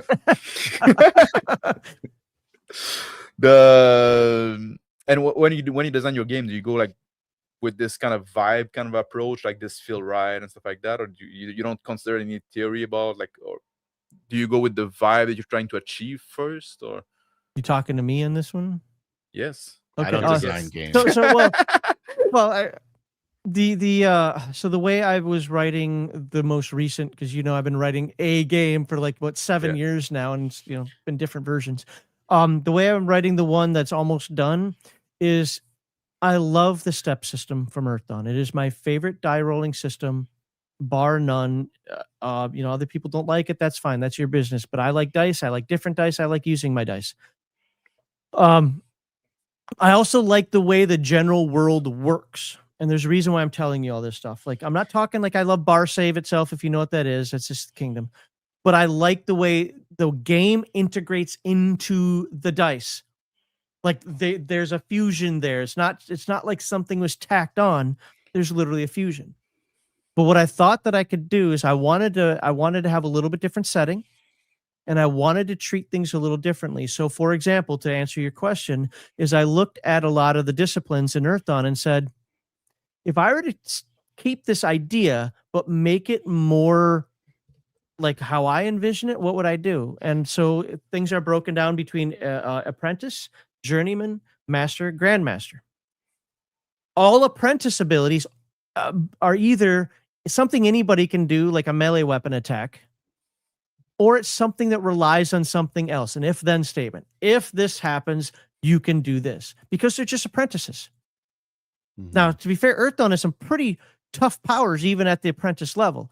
And I'm like, no, in mine, it's got to be some sort of either if-then, or it's just a basic ability, and now you empower yours with magic. At the journeyman level, you're now a professional. So what would you expect somebody who's a sword master to be able to do? I don't call it a sword master in my game, but okay, we'll go with it. The duelist to be able to do. What do you expect the witch doctor to be able to do? What do you expect the relic hunter to be able to do as a professional? Then we go to grandmaster. All right, now you're talking some stuff here. Now you are the epitome. Like when somebody says master, you're like, that guy's done some crap. What would that do without making anything previous obsolete? And then grandmasters are just anime characters. If you ever somehow get to grandmaster, just imagine you are an anime character. So that's how I thought about design. I didn't use GNS. I didn't use anything else. I didn't worry about balance. Like, oh, does this ability do this? Now, that doesn't mean I haven't tried to figure that out. I've used everything from playtesters at work to actually ChatGPT to run 1,000 permutations of the Reaver versus the duelist to see what wins. And it came up freaking perfect. If it's a quick fight, the Reaver wins, because that's his damn job, is to crush people. The duelist's job is to make you look stupid. If the fight lasts 3 or less rounds, the Reaver wins. If it lasts 4 rounds, it's 50-50. If it lasts 5 or more rounds, the duelist wins. And I'm like, that's exactly how this was supposed to be. And yes, it's just that quick. By the way, if you've ever played Earth Dawn, I've stripped the hit points in half. You're not going to live through these fights for 55 freaking rounds. Thank God. Fights are going to be deadly. And so you're either going to make those rolls and you can use the right maneuvers, or you're not. And what's your next character going to be? So that's how I put this together. That's why I had the problems with spells, because I'm not looking for math. I mean, I kind of did that with the hero system, found out it didn't work. I'm looking for something that, why would you want to play a witch doctor, and why would you want to play an elementalist? Well, They have their roles. They have the things that they can do. A witch doctor literally can do no damage, none whatsoever. So that isn't what you're going to play if you're a damage dealer. But you know what he can do? He can affect your entire adventure. Yeah. Would you say like it's more like gathering to people that like character players that would choose a character class based on the narrative feel of the class rather than just like the So one of the things I also did, my favorite Earth Dawn book is actually The Adept's Way, which dives into the character classes even more and says, oh, okay. So I maintain discipline violations. Like every sword master in my game, every duelist has to be some sort of showman, some sort. I don't care how you do it. You have to be some sort of showman. Yep. That is a requirement because you're living a life path. But I give 3 options. You got the sword master, which is a swashbuckler. You have the stick master, which is like think of Yoda, really quiet when he goes into the fight, but then he starts bouncing around, acting all freaking crazy. Like, what the hell's going on here? Or like an old Hong Kong flick, or the axe master, which is somebody that is like a pro wrestler that treats it, that has a different vibe to it. Those are not the only 3 concepts you can be. Those are 3 concepts given in the book to get your brain juices flowing. Let's use the relic hunter. You can be Lara Croft. You can be the treasure. Indiana Jones. Well, that's kind of the Lara Croft thing, also. But what's a national treasure? You can be the national treasure guy, or you can be Indiana Jones. So say Nicolas Cage. That's what I was thinking. Yeah. The point being is like, but those are just 3 concepts to get you in the mindset. If you want to go a different route with it, for the Reaver, you could be Solomon Kane. You could be an orc. Like, I just want to beat things up, and I forget what the third one is. But they have reasons for existing. They're not just, I want to crush everything. I want to crush everything because of X. Oh, Judge Dredd. That was the other one. Oh, is that like, are those like a restriction, like reinforced mechanically? Or they're just like supposed to be like, so the magical abilities that you get. So the way I do it in mine is at apprentice level, you have 8 that you must take. Now, let me rephrase that. You don't have to take them day 1. You can take them whenever you want. But if you ever want to become journeyman, you must have those 8. And then there are 8 that you must pick 4 of at some point. And you can use whatever synergy. You could pick all 8 if you wanted to. I don't care. So if you have 8 here and 4 here, and they're at the certain rank, we'll just say, then you now qualify to be a journeyman. You've met the requirements to be a journeyman. So it isn't ding, I level. It's I did all this crap and now I qualify for this stuff. Hey, I'm a journeyman because of this. And you get more abilities and so forth because of that. Then the journeyman level, there are 5 you must take. And then there are 8 again, of which you have to choose 4. Or 5 or 6, or however you want to do it. It's your character. But if you ever want to see master, you must pick those 5. If you decide, screw it, I don't want one of them, I don't care if I'm ever a master. You could do that if you want, I guess, but Oh, that's interesting. You should do like some. Have you considered like doing some streams sometime about like talking about your design journey when it's like, after it's been play tested? Okay. I want to wait till. So there's still character classes I haven't finished yet. I only have 1 magic class. That's the Witch Doctor. That's been written up yet. I don't have the cataphract. So the guy, the mounted character. I've been fighting. The one that's been killing me the most is the warrior. So it's warrior and Earth Dawn. But what I want is a character that's a team player and a defender. But what I found is they require too many powers. So I think I have to split them into 2 different character classes. So I want one that's a team player that if you're in formations, he's absolutely the consummate team player. He's that soldier. I think that's what I'm going with too, is the name. That if you're all playing together and you're listening to his orders and you're doing this stuff, you get bonuses and he helps the team. But I also want a defender because I don't have that yet. I have the duelist and I have the Reaver, but I don't have somebody and a bowman. I don't have somebody who defends well. So I want somebody who can play some sort of bodyguard, and his whole job is to be awesome with shields. He can take damage for other people and stuff like that because it is a high magic world. So you got like a vice president class. There you go. Yeah. Or the duplicate, the body double class. James Bowman, the vice president of the United States. All right. Sorry for that. That joke. I had to take a drink there. Throat was, that joke went flat. It's James Bowman. That's the vice president of the United States. No. Yes. Is that his name? Yes. I think it's J.D. Vance, Mr. That's Max. not his real name. Oh, okay. His real name is James Bowman. Oh, I gotcha. Yeah. James Bowman. Like, that's a pretty good name. What are you doing? Yeah, but he had to have a stage name, man. But going back to your original question, I'm sorry. Yeah, that's right. Sorry. Is I don't look at things like GNS theory or follow modern game design or any of that other stuff. I do. This is the world that I want. This is how the rules interact with that world to make that happen.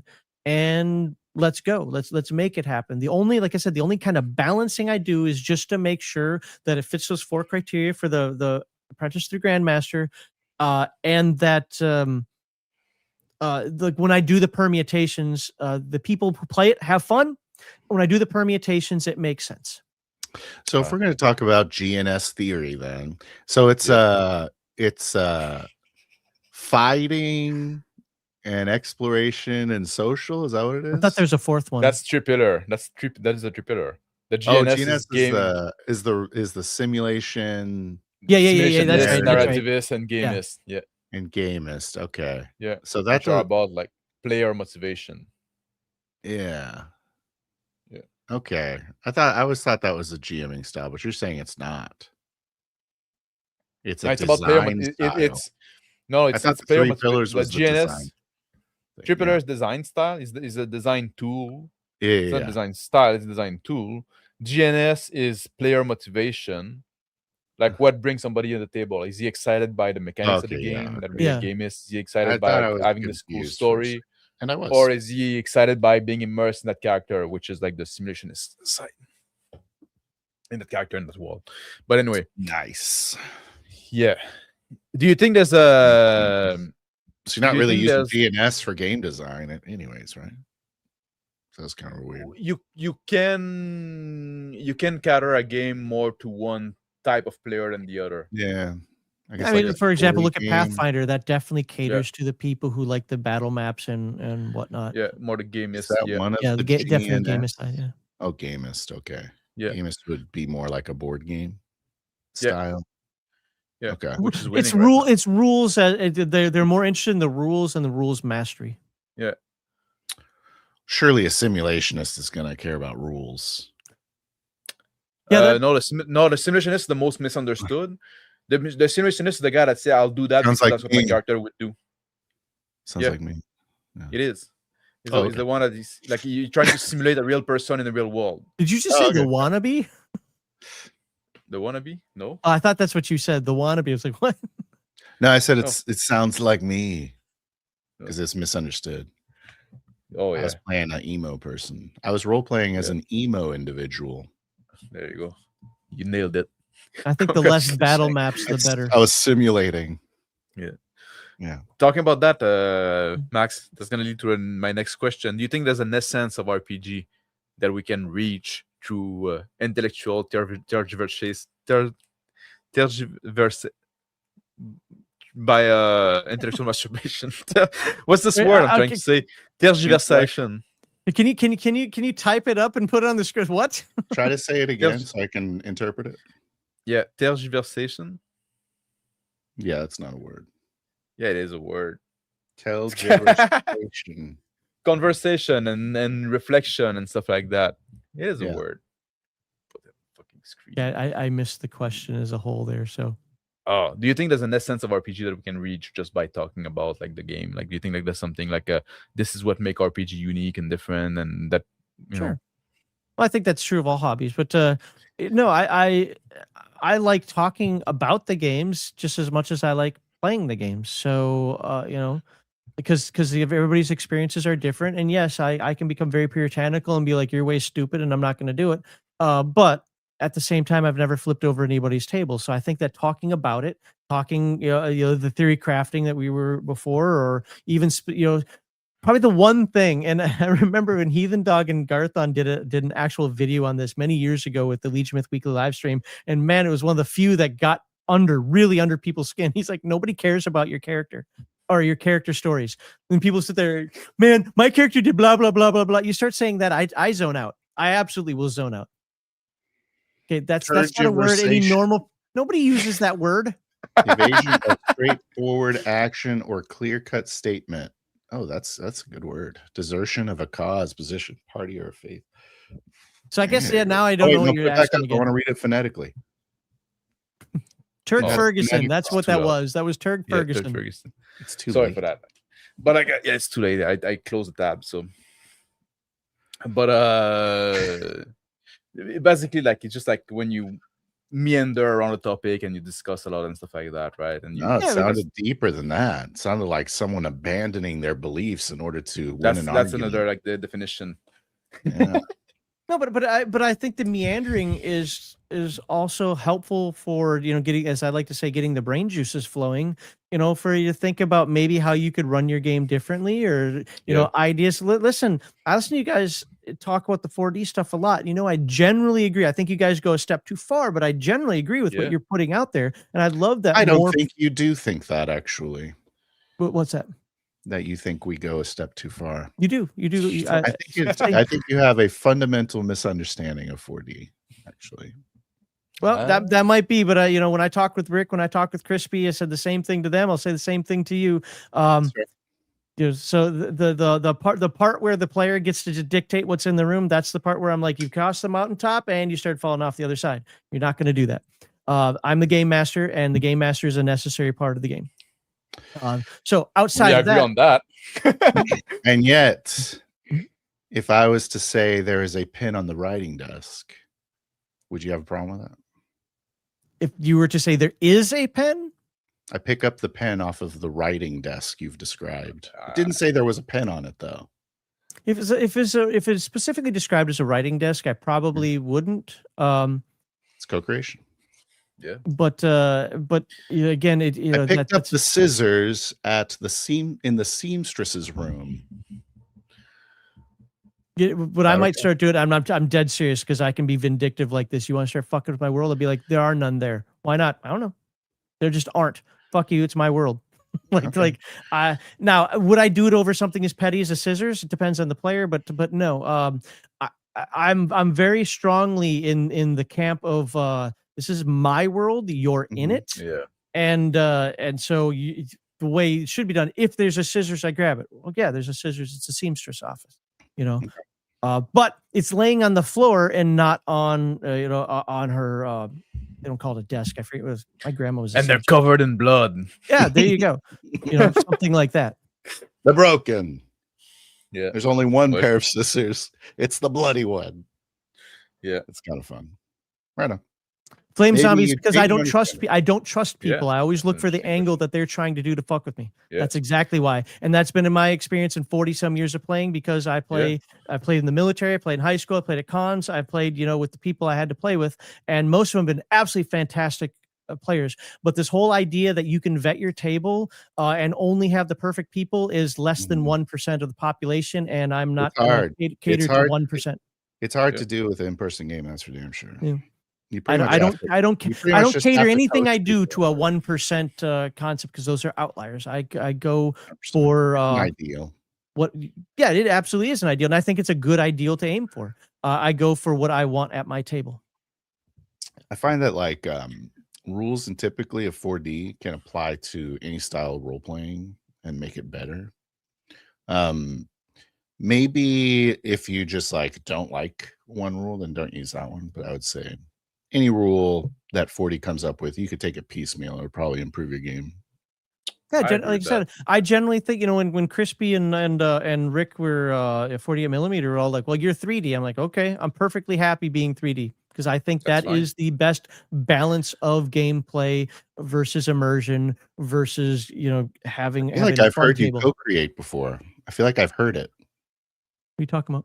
Watching your live plays. You probably have. I'm not against every aspect of the thought of co-creation could be wrong. It's just like I said, you guys tend to go too far. At least the way, you know, when you describe it to me, it's like, no, I'm not just going to let you say what's available. Again, if it's a mundane, you know, like I'm picking up a pencil off a writing desk. I'm not probably going to worry about that too much, because I'm not going to describe literally everything that's in the room. However, with that said, if you start making assumptions like, hey, I'm going to go to the phone and make a phone call, you don't see a phone. Well, what do you mean? It's an office. There's no phone.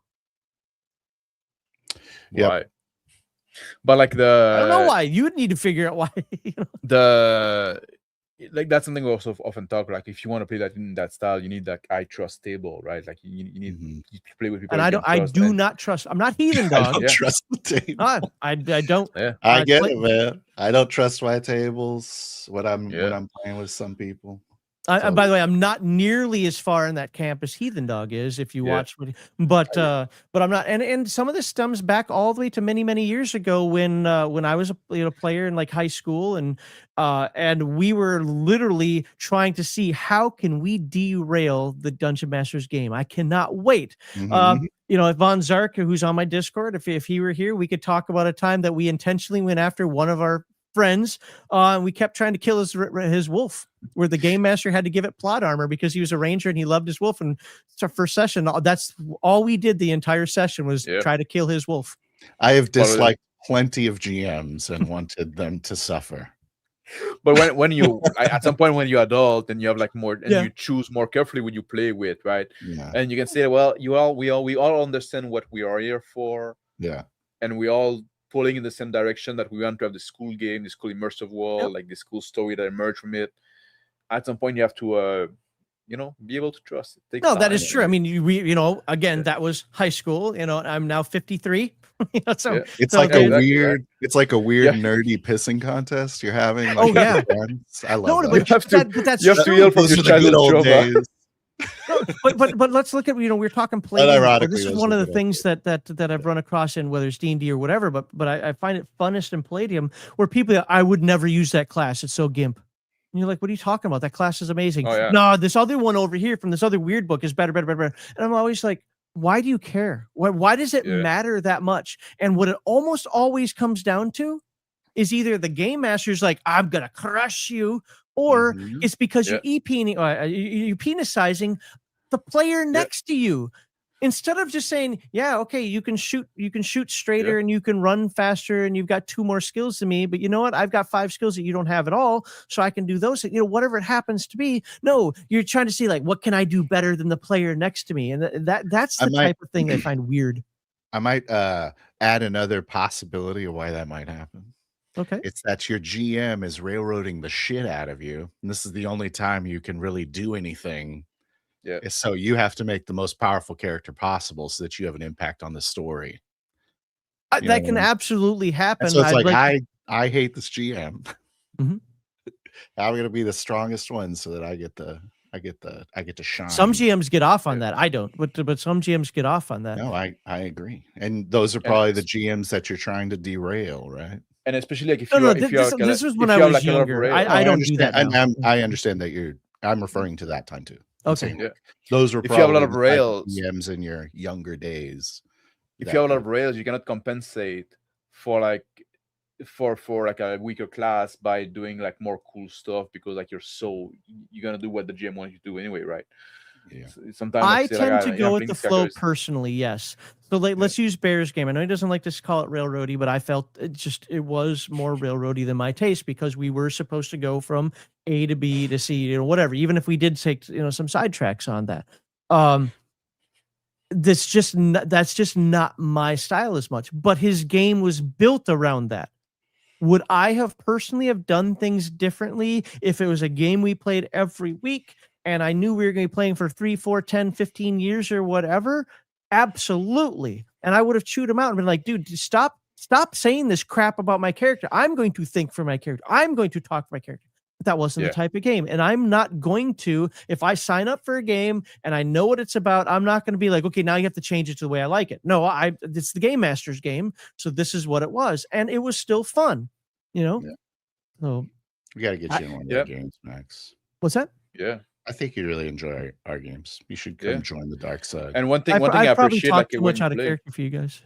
But when you play your character, you don't want to. You try not to talk about the game mechanic. Yeah, you like when the example you're saying, like, oh, I'm gonna move to there. Like, you don't want to say, oh, for my first action. That's a big thing for us. But I will stop to ask a question if I'm truly confused and I feel it's necessary. Just do it in character, motherfucker. But it's the same complaints we had. It's the whole GM telling you what your character thinks about something. It is like unless I'm under a fear spell, don't tell me I'm afraid. Exactly. Yeah. It's like, you kind of think this person probably arrived too quickly from the bathroom or some crap like that.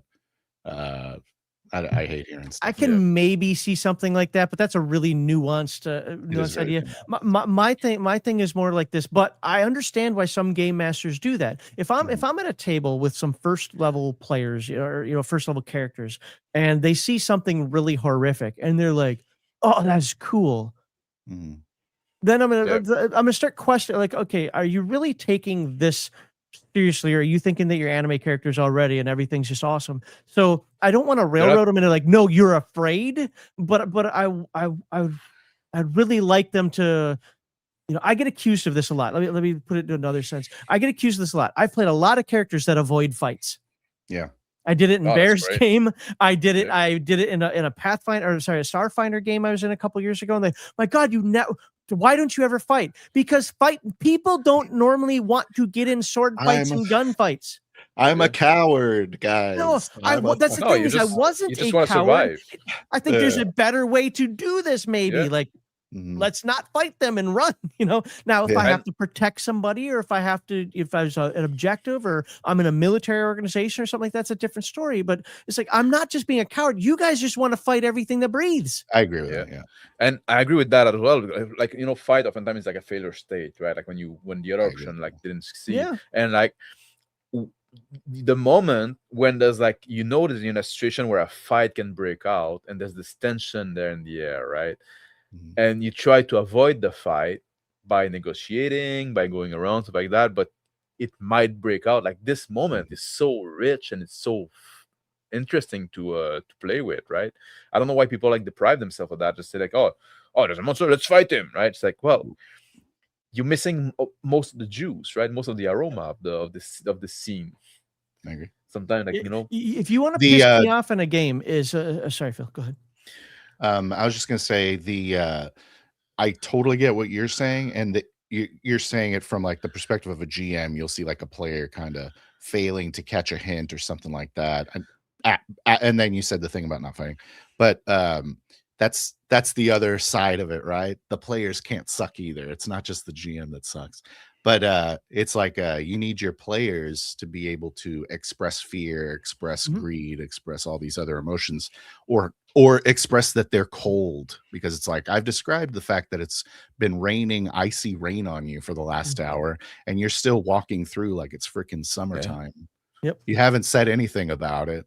Like that shit pisses me off too. Like totally unreactive players. It really ruins it for GM. Then the GM, just real quick, then the GM gets incentivized to be like, you're cold. Yes. Yeah. Like, you are feeling this even though you're not saying it. But see, I don't have a problem with the game master doing that at some point, saying like, you're obviously not taking the hint, so I have to give you the hint, and I do get to tell you you're cold. Now you don't have to show it, but that's something that could be out of your control. You're cold. Yeah. So, but it's nice when the player does it on their own. Absolutely. Right? And I've always had players at my table. Once we got away from those, say the adversarial high school group that everybody was fucking with everybody. I always had players at my table that would coach either new players or players that would come in who are used to playing, we'll just say, more of the wargamey style, and the players would coach them. I didn't have to do that much, and this is one of the things that's always blown my mind as I've done the YouTube thing, to find out how much extra work game masters do, exactly like what you're saying, because it was usually my players doing that. They're saying like, hey, don't ask the question, or don't say, can I ask the question? Just ask the question. So, and I think that works better, because when it comes from the player, it doesn't look like, oh God, I did something wrong because the boss at the table or whatever, like it's just one of the other players saying that, and be like, awesome. But this is one thing that will piss me off. I will occasionally have moments in my game, whether it's a sad moment or a serious moment or whatever. I will fade to black. I don't get into those sexual scenes and whatnot, but it'll be some sort of maybe a tender moment, right? And then somebody at the table will be like, hey, I bet you if you boner, blah, blah, blah, or, do some sort of fart joke or whatever. That is a very fast way to learn that you're not going to be welcome at my table much longer. And Max has tried to rape me twice, I think, now. I might be blowing it up. But it was all in character, so that's fine. It was in character, so it was fine. It was beyond in character. It was all in person. Well, one time was yeah. But I want the characters to be people. Now, that doesn't mean that somebody can't be a cold-blooded killer. Those people exist in the planet. That doesn't mean that somebody can't be like, you know what? I'm hardened. Okay, fine. But then find something else that makes you human. Yeah. That sounds like what Max told me. Yeah, I'm hardened. Fateful day. Yeah. Where's my birthday present? Happy birthday, Mr. President. I put my I invited you. My favorite blouse for you. Best blouse.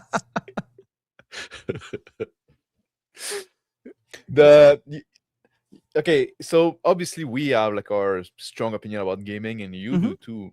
Do you think like sometimes we're too set in our ways and we don't like tend to experiment enough? And speak for yourself, Max.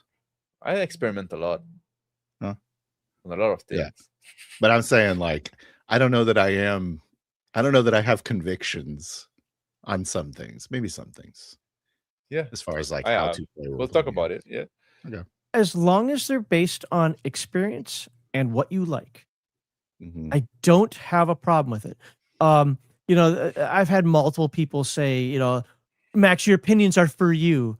Yeah, I grew up knowing that all opinions are for me. And the funny thing is the way I talk, basically the way I'm talking now, other than being a little louder because I have a microphone in front of me, this is how I talk everywhere. So when I say shit that's retarded or whatever, I would tell you that to your face and not feel bad about it whatsoever. But again, I've never flipped over anybody's table. I've never kicked anybody out. You're just going to have to be at that table over there because you're not welcome at my table. And you know what? But do you need chairs? What is it you need over there to get you set up? I think that tables are supposed to be different. I have expectations at my table, and no, not everybody's welcome at my table. You know, some of the things that we just recently talked about aren't things that I'm going to tolerate long. I'll give you a couple benefits of the doubt, but at some point there, you know, you got to match my table. So I don't have anybody. If somebody's dogmatic, like I will always use miniatures and mini maps, and we're going to pause the game to take the 15 minutes takes to set it up, and that's what the people at the table like. Do it. Have fun. This is why, you know, this whole idea of as long as you're having fun, it's such a cop-out answer. Yeah, that's the name of the show. Whoa. Well, easy. But it is. It's a cop-out answer because, of course, as long as you're having fun, I don't give a crap. Now, if you think you're as long as you watch, as long as you're having fun, we're good. Yeah, there you go. But if you think and you want to describe it and you want to tell me all the ways that playing, you know, with miniatures and battle maps is the most perfect way to play, that's great. You can tell me that. I just don't agree with you, and I never will agree with you. And it's based not on one session that I've had. It's based on 40-some years of experience. But that isn't meant to take it away from your style. And if you take it that way, that means you're very, if you're that offended by opinions, that's a you issue, not a me issue. Because also like the GMI show you're doing, right? It's meant to be like people with different theory of gaming or different different conviction coming and having a conversation about those and sharing and comparing ideas and those like that. And hopefully that's helpful to somebody at home. But and I don't agree with 9/10 of what is said on there, but that's fine. And, I'm not supposed to. When you go like from having a theory to having a conviction to becoming like dogmatic, to becoming like a dogmatic is when you do start flipping over tables or telling people they're not welcome to play and whatnot. I am dogmatic about one thing and one thing only, and that's don't change what we already have. Go make your own shit.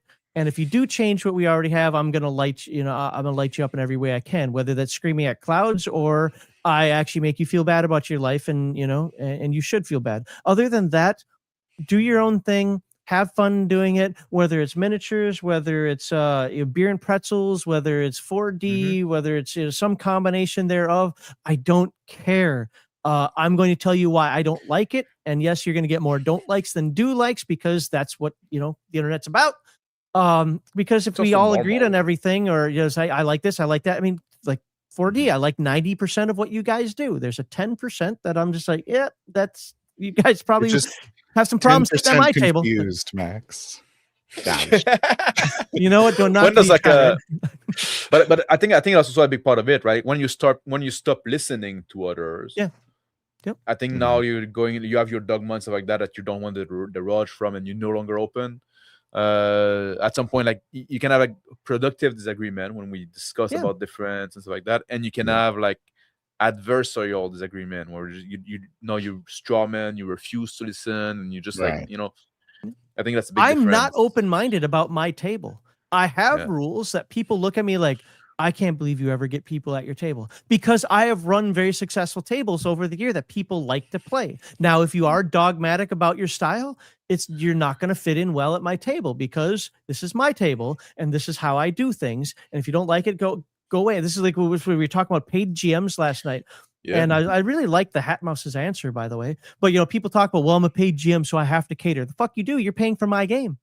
If you're paying me for my game. If you don't want my game, there's the door. And yes, I have these rules that I am going to expect you to do in my game if we're going to have it. And if you lie to me and say, oh yeah, I'll do that, and then you don't, you'll be gone. And if that means the game fails, well, then the game fails, because I'm not going to hold you here like, well, I got to keep them because otherwise we don't have this. No, if I'm not having fun, we're not doing this. Yeah. And I guess just to talk about paid DMs a little bit more, but there's other people paying here. You know what I mean? Like, you have a responsibility to those other guys. So if you're going to like drop the ball as a player, probably. See, the way I see it is you're paying for the experience that I provide as a game master. Now, other people might not see it that way, but that is what you're doing. Now, there are things I do that I try to make sure everybody's involved. Now, that might not be this. I'm sorry, what's up? Are you a professional DM? No. Are you actually? No. Okay. I would probably feel bad, other than maybe gas money and a slice of pizza or something. You know, I'd probably feel. Although the way people are doing it now, you know, when I start running my Pigs in Space game, which I'm still pleased, I want it to be in person. But if it's not in person and I have to tolerate that, going back to Gen Con. What's that? Yeah. Got to go back to Gen Con for that. No, well, campaign. It's a different discussion. I think we were talking about it a little bit last night. Like, there are literally enough people for me to play games where I work. I work in wargaming. There are enough people there. The problem is they're all still playing with their Discord friends that they were growing up with, instead of like where me, when I joined the military and as soon as I got to a new base, the first thing I did, and you had to be subtle about it because, you know, we would actually be bullied and ostracized for being, you know, Dungeons and Dragons players, is first thing you did is you found the guy who's like reading, you know, the fantasy book, and like, oh, somebody's reading fantasy. Wait, what book is that? Oh, that's interesting. Why do you like fantasy? Blah, blah. Come to find out he's Dungeons and Dragons. Like, yes. Hey, where's the group around here? You know, and then you were happy to find the new players. These people don't even try. They're just like, no, I'm going to stick with my Discord friends. I've known them since 10. And it's like, yeah. But when you join the military, like, that wasn't an option. So yeah, but these are people in the military now. Yeah, when I joined, that wasn't. But I don't think it's a good option. I think because, you know, it gets that dogma. I think a better option, and I know you guys like to vet players and so forth, but I think the better option is when you get somewhere is to play with other players to get that experience of how other people do shit. So, but that means you have to put more water in your wine, right? So you have to make compromise for the people that, you know, that are there, right?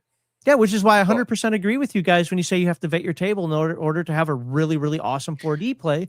And that's not something, I mean, I do vet my table, but not to the extent that you guys do. It's a different skill, like to get a solid game going in person, for sure. Yeah. And I'm looking for something that's going to last. I'm not looking for, hey, we're going to do this for a few weeks, then we're going to try something. No, I want to sit at a table that when you tell me that unless somebody dies or some crap, we're doing this for 5 years, 10 years or whatever. Like when I like my Pigs in Space campaign, I use that word apparently differently than some folks. I have the beginning decided, and then I have what's going to happen to launch them out there. Outside of that, I don't know. And if that means I have to make another sector at some point, then I'll make another sector at some point. If I want this to continue to go on, if all of a sudden they decide to go mercantile or combat, or they make alliances, or I don't know what they're going to do, I'm going to roll those punches. But if they solve issue X, let's say they find the way back home, we can make it back to Earth. They choose to take it. I can still run the game. Oh, because when you came back to Earth, somebody followed you. And now, you've got to protect the planet. Or maybe they're like, fuck it, we can go back to Earth, but what fun is that? This shit's way more fun out here. Let's stay out here. Right. More things I can do. The campaign doesn't have to end just because you solved one thing. You know what I'm saying? The quantum sector. Quantum sector. Exactly, right. Space is vast. Let's be honest. Like let's just move over to the next sector. Whatever. The point that I'm making is a lot of times people are like, well, I have this campaign. I'm running, Lost Mines of Phandelver. Okay, what are you doing after that? What are our characters doing after that? Oh, that's when it's over. I'm like, I killed him. Yeah. No, I don't. Until we all just kind of fade away, I don't want it to stop. Which is why I don't do things like that. What's that? TPK or that doesn't have to end anything. That's just part of the story. Like, the party of adventurers that you heard about, they've never made it back. Do you guys care? Do you want to go follow them? Do you want to build up more and then become them? Do you want to just say, screw that? If they died over there, we're going over here. I don't care. But that doesn't have to end the world. The world continues to go, and that's what's more important to me. I would say that the military is probably the easiest place I ever was able to get a role-playing game going. Oh yeah, like everyone's just trapped. They're like, especially on a boat, I guess. Yeah. Well, that's fair. Yeah, I was Air Force, so oh yeah, you get to go home. Yeah, right. Yeah. But there's so many excuses that people have now over this stuff. Like, oh, we're all adults. We got this. Look, dude, the people at my table had kids, had families, had jobs, worked more than 40 hours a week, all this stuff. You know what they did? They made compromises. My favorite one to talk about is my friend we played at that time, we played on Saturdays. So on Saturdays, he got to play games. On Sundays, he took care of the kid.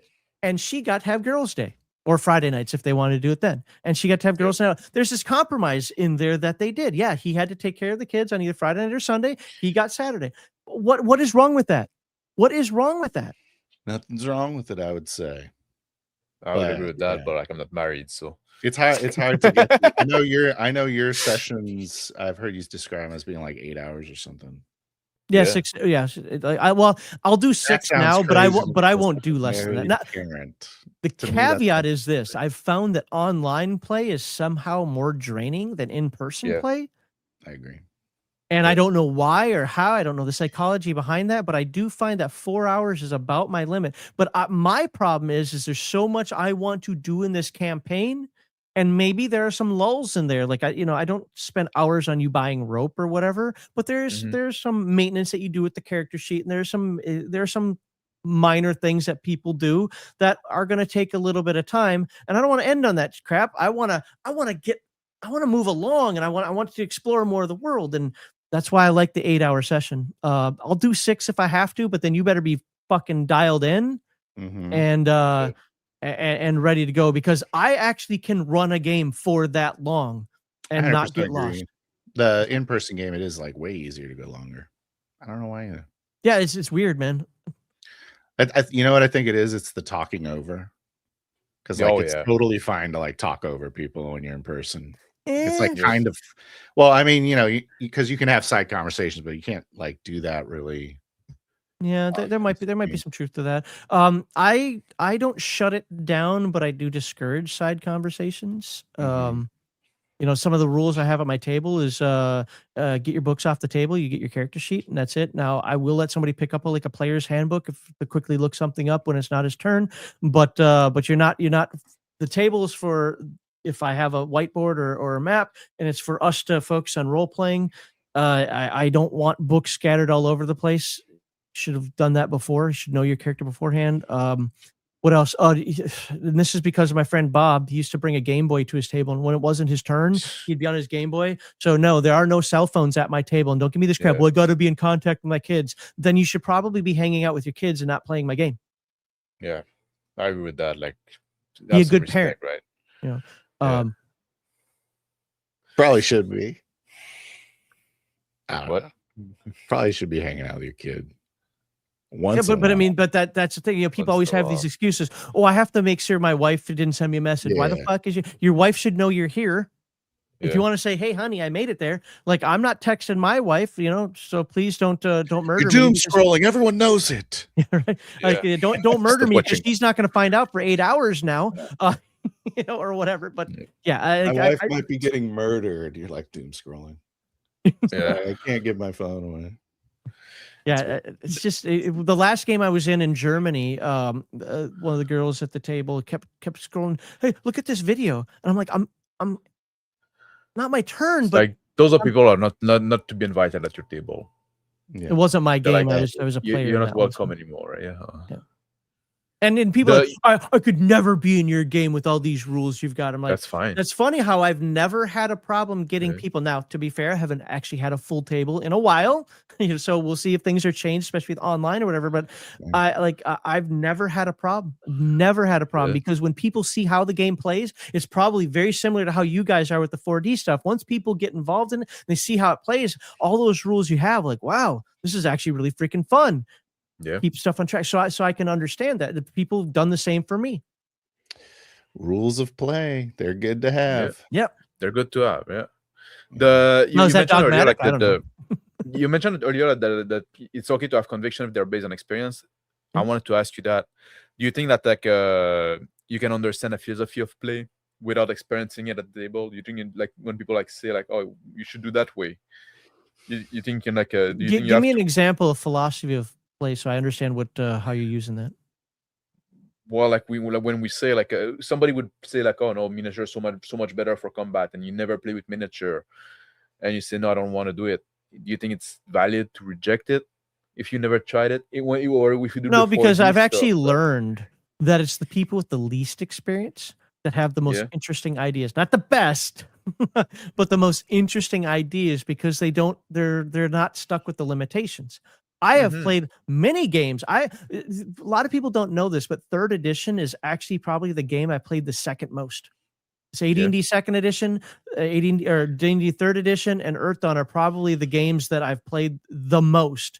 And then Palladium probably after that. But I don't talk about it because I don't enjoy it, and that's what it was. It was like do our little thing, or have some role playing, and then here comes the map, and here comes the miniatures, and I'm like, oh Lord, okay, yeah, fine.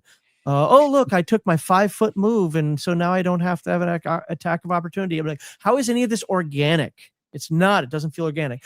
So I think anybody can have a philosophy of play, but like I do even with my job is I'll say, okay, tell me why, whatever. Now here are the reasons why that doesn't work. Now, if you still think it does work, let's give it a try. But what is you like you have reservation, but you express your reservation toward the philosophy, but then you're willing to try it. I'm probably not willing to try it today. It depends on honestly, it depends what it is. But I'm probably not so open-minded, but that's because I know where my strengths are. I know where my weaknesses are, and I'm not going to do something that's going to exacerbate my weaknesses. And I want to do more things that handle my strengths. Now you can say, well, you should work on your weaknesses. It's a game, dude. Yeah. I will try to do that. Absolutely. But at the same time, it's a game, and I'm not going to go through like boot camp to try to figure out how to handle. Like for me, one thing that they meme on me constantly is that I'm horrible with names. I'm horrible. I'm absolutely horrible. Hey, what's the name of the vendor? Fuck you. I hate you now. Because I won't do Bob and Jim and so forth, where some game masters don't care. That would just ruin my immersion to do that. So I'm like, like I have charts and so forth that'll roll on that help me, but it's something that I'm absolutely. If you want to see me lock up faster than anything else, say, hey, what's the name of that NPC? Telemachus. So at the start of the Let's Talk Fun, you said that the reason you like role playing the most is because it has emergent storytelling. So are your rules at your table, do they facilitate getting to the story, or would you say that they are facilitating some other goal or some other benefit of role playing? Or what's the purpose of like the no phone? Or I know it, but like, does that really help the story? Probably. I'm just curious what you think. It keeps people. So I believe in immersion, and I know it's weird because in the last 5 years I've seen about 10 people take credit for the term immersion. I'll tell you that right now I heard it first from Garthon, who was in a couple of my campaigns and who ran a couple back in the 90s. So it's been something that we've been talking about for a long time. If you're playing on your Game Boy, if you're looking at cat videos, you're not immersed in what's going on. So that tells me one of two things: either you're a bad player or I'm a bad game master. Both could be true. And so I have to look at this. Is there something I'm doing wrong that doesn't have them excited about what's happening? Is this combat too boring? Am I only focusing on one person instead of the other ones, or something like that? And look, I'm not against that stuff. There's be sometimes where, hey, Phil, you got about a half hour. If you want to go head out and get something to eat or whatever, I'm going to be focusing on this just so I can get it done and over with. I'll tell the table that. Or if you want to listen, but your character's not there, so it might be funner if you didn't listen. That's up to them. But it's about being immersed in the world. I expect you to be immersed in the world that I'm presenting. Now, the second part of that is, I think, is at the end of the Dungeon Master's Guide for first edition, if I remember correctly. Maybe it's a player's handbook, something like that, where Gary Gygax says it's game first, campaign second, players third. I disagree with that. I believe it's setting, or if you want to use the word campaign first, setting comes first. If I change a rule, a game rule, it is to represent my setting better. So the setting and the world come first, the game comes second, the players come third. I totally agree with that, man. That's totally what we think. So like immersion is also the purpose of our rules is to facilitate immersion. And the way I would differentiate that from what you said, it's not about creating the story, it's about experiencing the story, and then you can kind of like look back and see the story. Well, sure, yeah. So that's what immersion storytelling is. It's that. So I mean, sure, if I'm not using the proper pedantic term, but I think we're on the same page on that one. Yeah, that's what I'm saying. We're on the same page. And I would also say that crap, I forgot your other point, but I probably forgot my other point. I forgot your other point. Well, it's immersion. It's just being invested in the table. Yeah, I agree. I think it's disrespectful if you start, reading the newspaper, hiding behind it when it's not your turn, when everybody else is there. And yes, also like slow down the game so much, because then you have to ask questions because you didn't follow up what was happening, and you're like. Well, here's something that I've come across, and it's not so much a gaming thing. This is actually a generational thing. I believe in things like etiquette, decorum, proper behavior. And a lot of times, like this happened about 2 years ago, maybe now. I was having a conversation with some folks at work about like some expectations and so forth. Like, dude, that's grandma shit. Really? That you have expectations? Like, that's grandma shit. They kept saying that. That's grandma shit. And I'm just like, what the hell are we teaching people nowadays? No, you don't get to act the fool. No, you don't get to do this. Yes, you should dress appropriately. Yes, you should, whatever, this whole decorum thing. And that's why I dress like your grandma. Max is on his grandma shit arc. but there's a different culture at the table, like whether it's a gaming table or dinner table or whatever. People just act differently, and I'm like, no, you can call me an old curmudgeon or whatever, but I'm not going to tolerate this shit. I remember the other thing I was going to say. Okay. The fact that you will make sure that your world is catered to. That's also very much what we talk about, where like the verisimilitude of the world is kind of like peak goal for immersion, and then you have what was it, game next, and then players. Is that right? For me, yeah, it's setting game players. Yeah. So and by game, I mean the game rules. The rules, yeah. So you make sure you're following the rules to get like good outcomes, and it's like fair. And then the players at the end, making sure that they're immersed. I totally agree with that. The terms I use for a game master are reasonable, consistent, and fair. Game master has to be reasonable to adjudicate things properly, has to be consistent so that the players can kind of know what to expect. So if you do it for one player, you do it for another player. If you do it for one player, you do it for an NPC as well. And then reasonable, consistent, fair. And then fair, it's like maybe that falls under reasonable for some people, but if you're not fair, like, so I push back at the folks that say you have to roll in the open. If you want to do that, do that. That's your thing. You're not gonna. I'm not gonna be like, you're such a better game master than me because you roll in the open. If you want to talk trust, I look at it this way. I'm rolling behind a screen. If you don't trust me, get the fuck out. Yeah, for sure. Trust that. Yeah, I don't care about like that either way. Like roll in the open, roll in the back. I don't even look at I don't even have to look at my player roll when I'm GMing because I do, but I also work. See, I played with people that would actually put lead in their dice. Yeah. So that they would like he's playing with a bunch of hooligans over there. Yes. Yeah, man. Like so he's hiding things. He's making sure he's double checking the work. Yep. Yeah. And it all comes from experience. They're I'm not interested with playing with people. I'm not interested with playing with people that would have to put myself in that kind of situation, right? In that kind of most mindset. of them wouldn't do it now, but I've also found that some things facilitate play, believe it or not, at least in my experience. Like I use like little backgammon cups.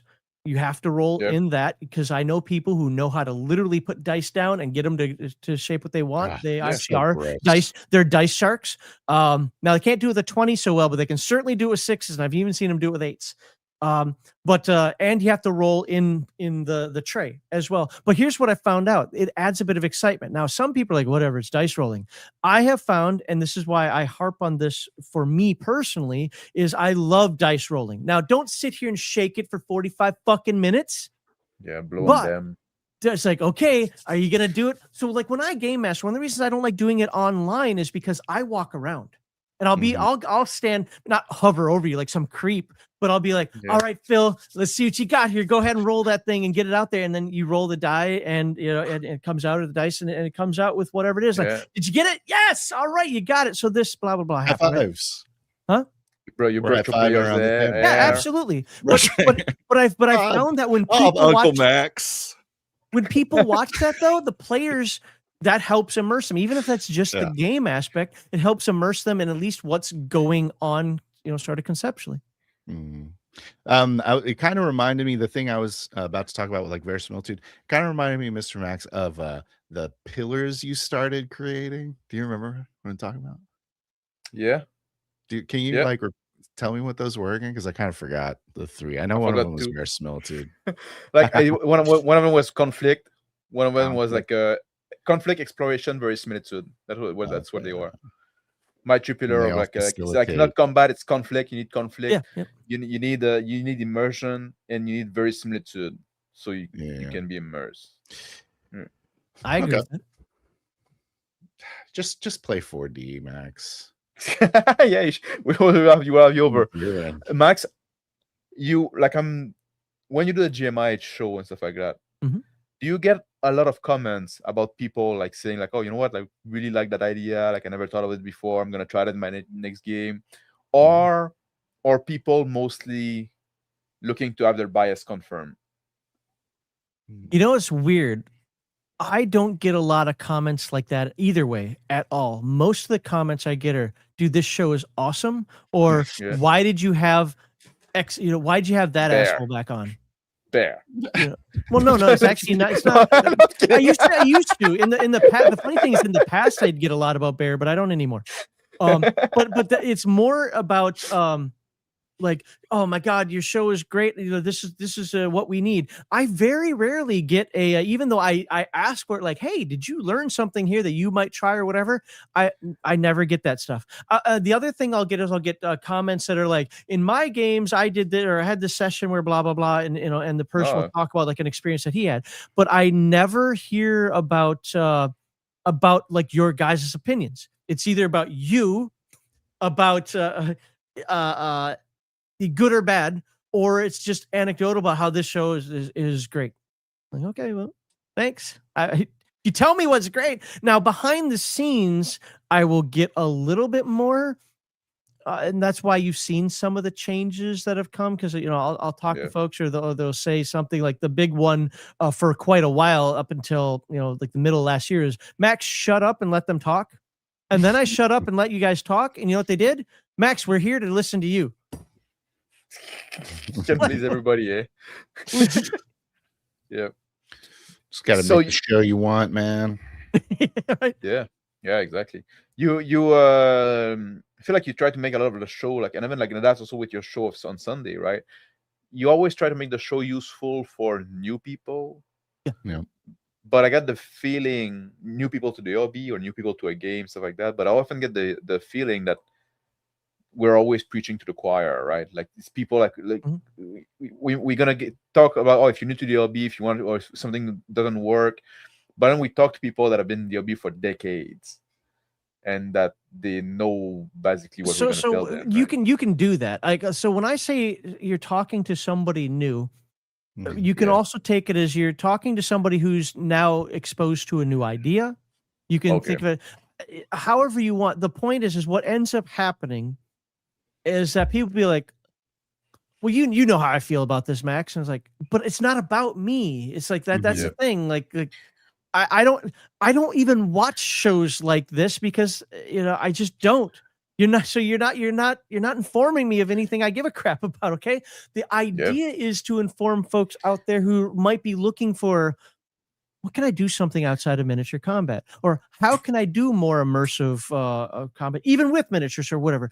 That's what it's more about. So yeah, the Sunday show, we're tweaking that right now to kind of go in a little different directions. Our last gasp before 2027, so to speak, where I'm kind of throwing we're not doing really any more read-throughs other than maybe like the Rifters, because while I like doing them, they're just not, even the 5 people like, dude, I love the read-throughs. I love you exposing me to these new games and blah, blah, blah. Yeah, you're 5 people. I need 5,000 people. I need 5 million people, right? So I'm sorry, but I got to do the stuff. Go look at Tenkar. Tenkar absolutely turned his show around. The evil Dungeon Master is doing that now, or game. I can't remember. He goes by Dungeon Master, Game Master. He's doing it as well. They're absolutely flipping their channels around because they decided to say, I'm going to cater to the how.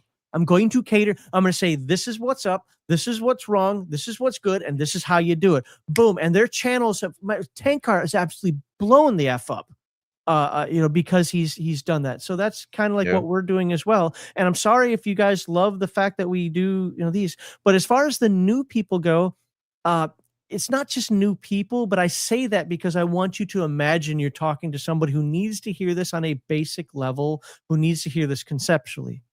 I've always kind of seen that part as being like, because like you said, Mr. Max, probably the audience is mostly like really experienced in their ways, but it's about like, what would you say to someone who's new to the hobby that you want to? Yeah. So like giving advice to people to recruit into their game, you know what I mean? That's kind of how I saw it a lot. Yeah.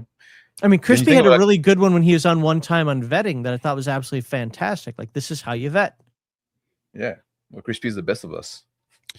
He's very stylish. Yeah. You won't catch him in a blouse. Or leopard skin at all. Yeah. No, not everybody can pull it off. He secretly wears the underwear, though, just to be part of the crowd. He's probably wearing the underwear. Oh, that's a waste.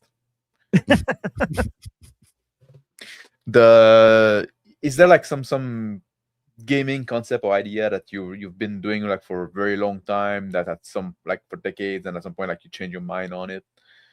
Maybe there's one now, like you've been so adamant about against online play, you seem to be warming up to the idea now, right?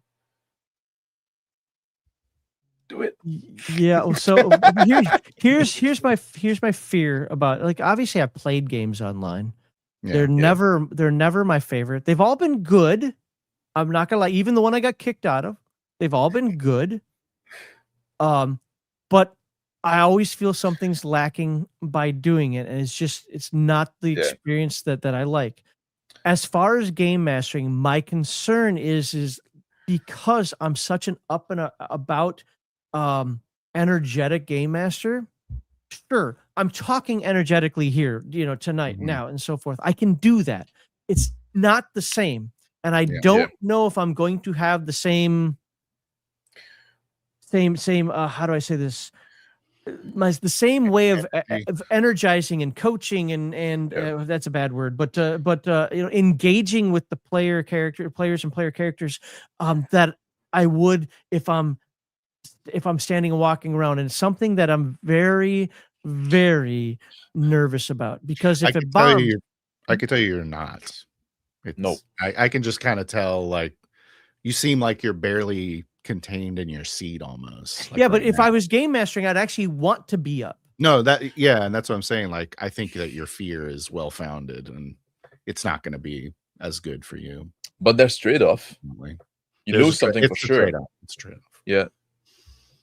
But I will have to positive. Give it a try at some point. if for no other reason than to at least say, look, I tried. Okay. I still don't like it.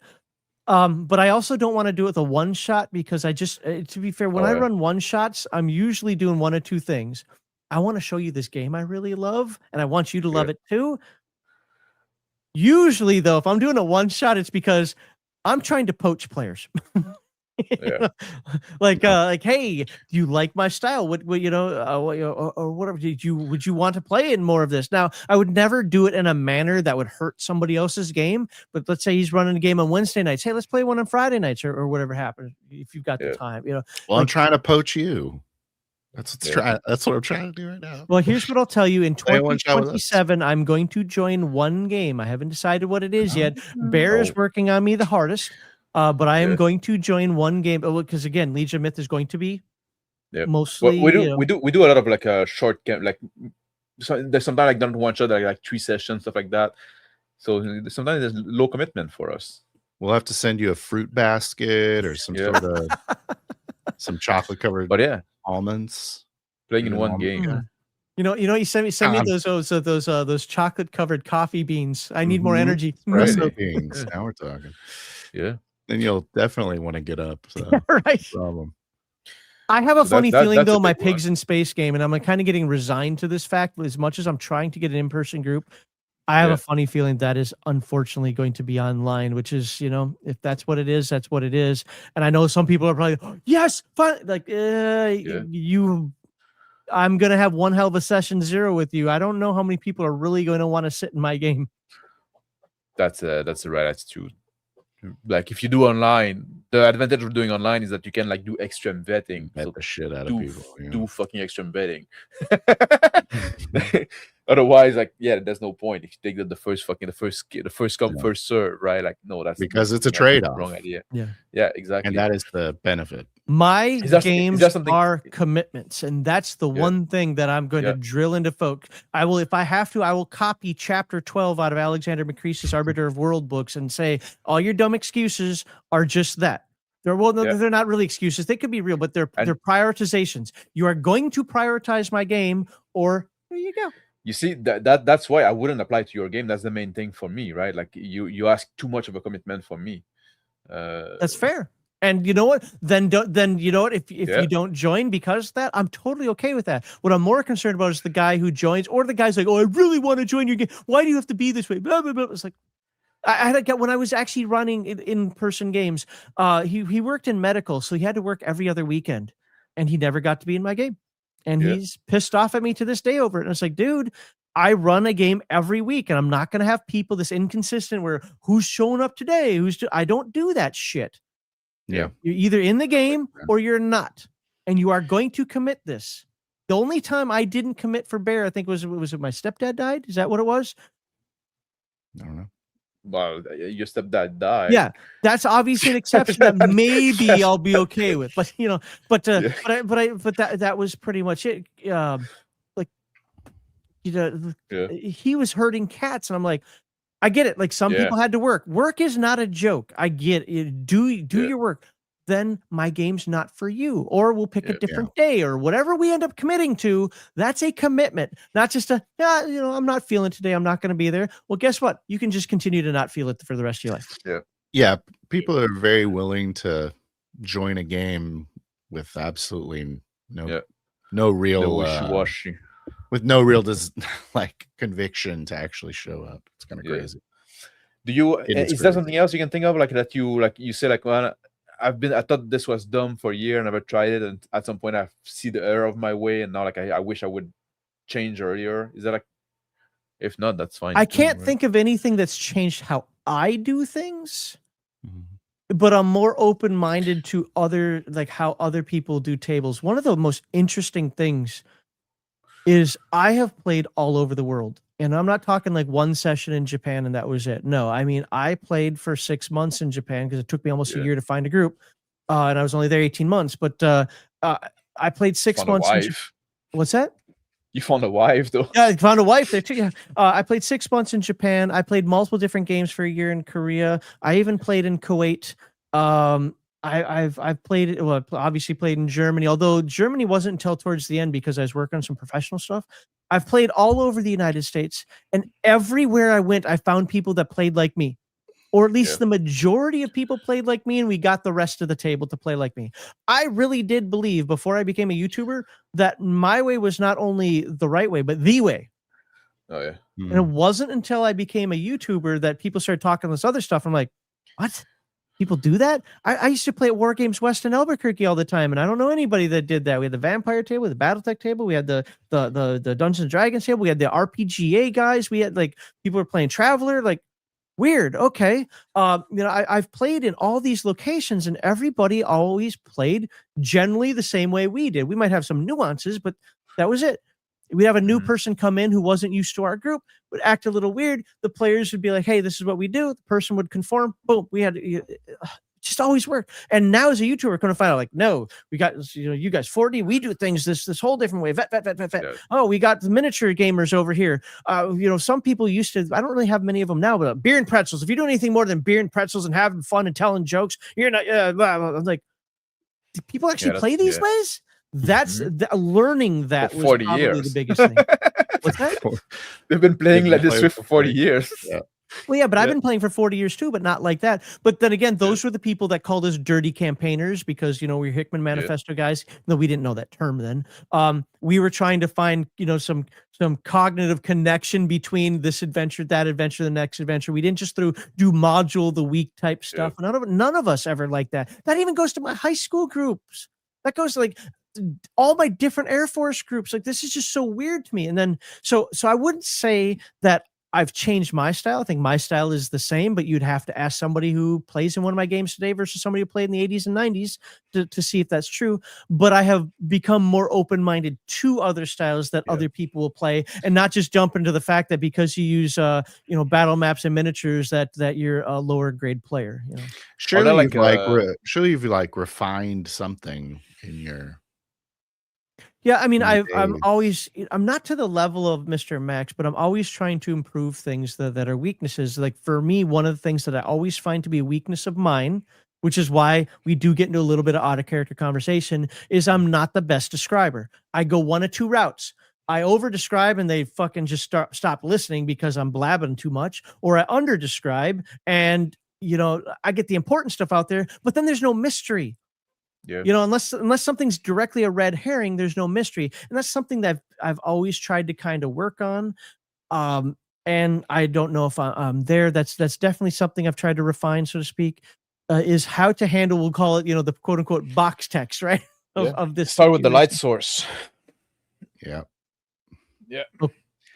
Go describe the lighting and then go kind of ceiling to floor. Hitting the big spot, hitting the big outside features. to in, right? So the way that I've kind of become a little more successful about is hitting the 5 senses. I'm not a big fan. I think like oftentimes this is like feels formulaic a bit. Yeah, it's feels formulaic and it's too much oftentimes, right? Like if you get. But to be fair, different players also expect different things as well. Some are more visual, like this idea that somebody doesn't have an imagination. Get the fuck out of this hobby. This is not for you. I'm sorry, it's not for you. This is an imaginative. What's it called? The disorder everyone has. Yeah, there's a legit disorder, and I'm not trying to belittle those folks, but like I am. I've got like 19 voices in here. None of them are telling me to kill anybody, but like I am always talking to myself. Like my entire day is me talking to myself. I'm talking to myself now as I'm talking to you guys, and that's how my imagination goes. So as the game master is describing something, or as I'm describing something, or as I'm visualizing something, I'm trying to wrap all that around to like how do I express that out and make it meaningful for the player, while still kind of having my red herrings, kind of having the things that might be innocuous that sidetrack them, the things that are important but aren't like blazing in a marquee, important, and that's something that I would probably always have to work on until the day that I die. Dude, the fucking highlight, like Mystic Card. What's that? What? No, we did a video about Mystic Card. Like doing the highlighting stuff, right? It's like, man, you fucking like just play video games at that point. Like, this thing, by the way, that yellow paint everywhere. Sparkling. Yeah. Why is it sparkling? Are there like I might recommend Max, you might try out co-creation. That's or I can be a selfish jerk and say it's all mine. Yeah, no, but you're not describing everything. You don't have to. Yeah, that's the way, like that, because that's the big point about co-creation. Like, you say like, oh, you're it's a luxurious bedroom with drapery. You don't have to describe everything, and then like you get the vibe, and then you trust the player that yeah, it's like I don't need to tell you like there's 3 pillows on the bed, and there's a nightstand with 1 drawer. Right, I don't have to go into detail because like you've seen a bedroom in your life, or you can imagine one what it looked like. If I told you it's luxurious, I give you some detail to give you the vibe. Fill in the blank, right? And then, in that portion of it, I guess when it comes to the co-creation thing, my issue isn't like how you guys are describing it today, or even maybe how you've described it in the past. My issue is I don't ever want the players to think that this is their world. It's not. They are. Yeah. It's just like me in real life. This isn't my Earth. I just happen to live here, and I'm going to affect it in whatever ways I can. So I happen to be the god of gods when it comes to whatever game I'm running there.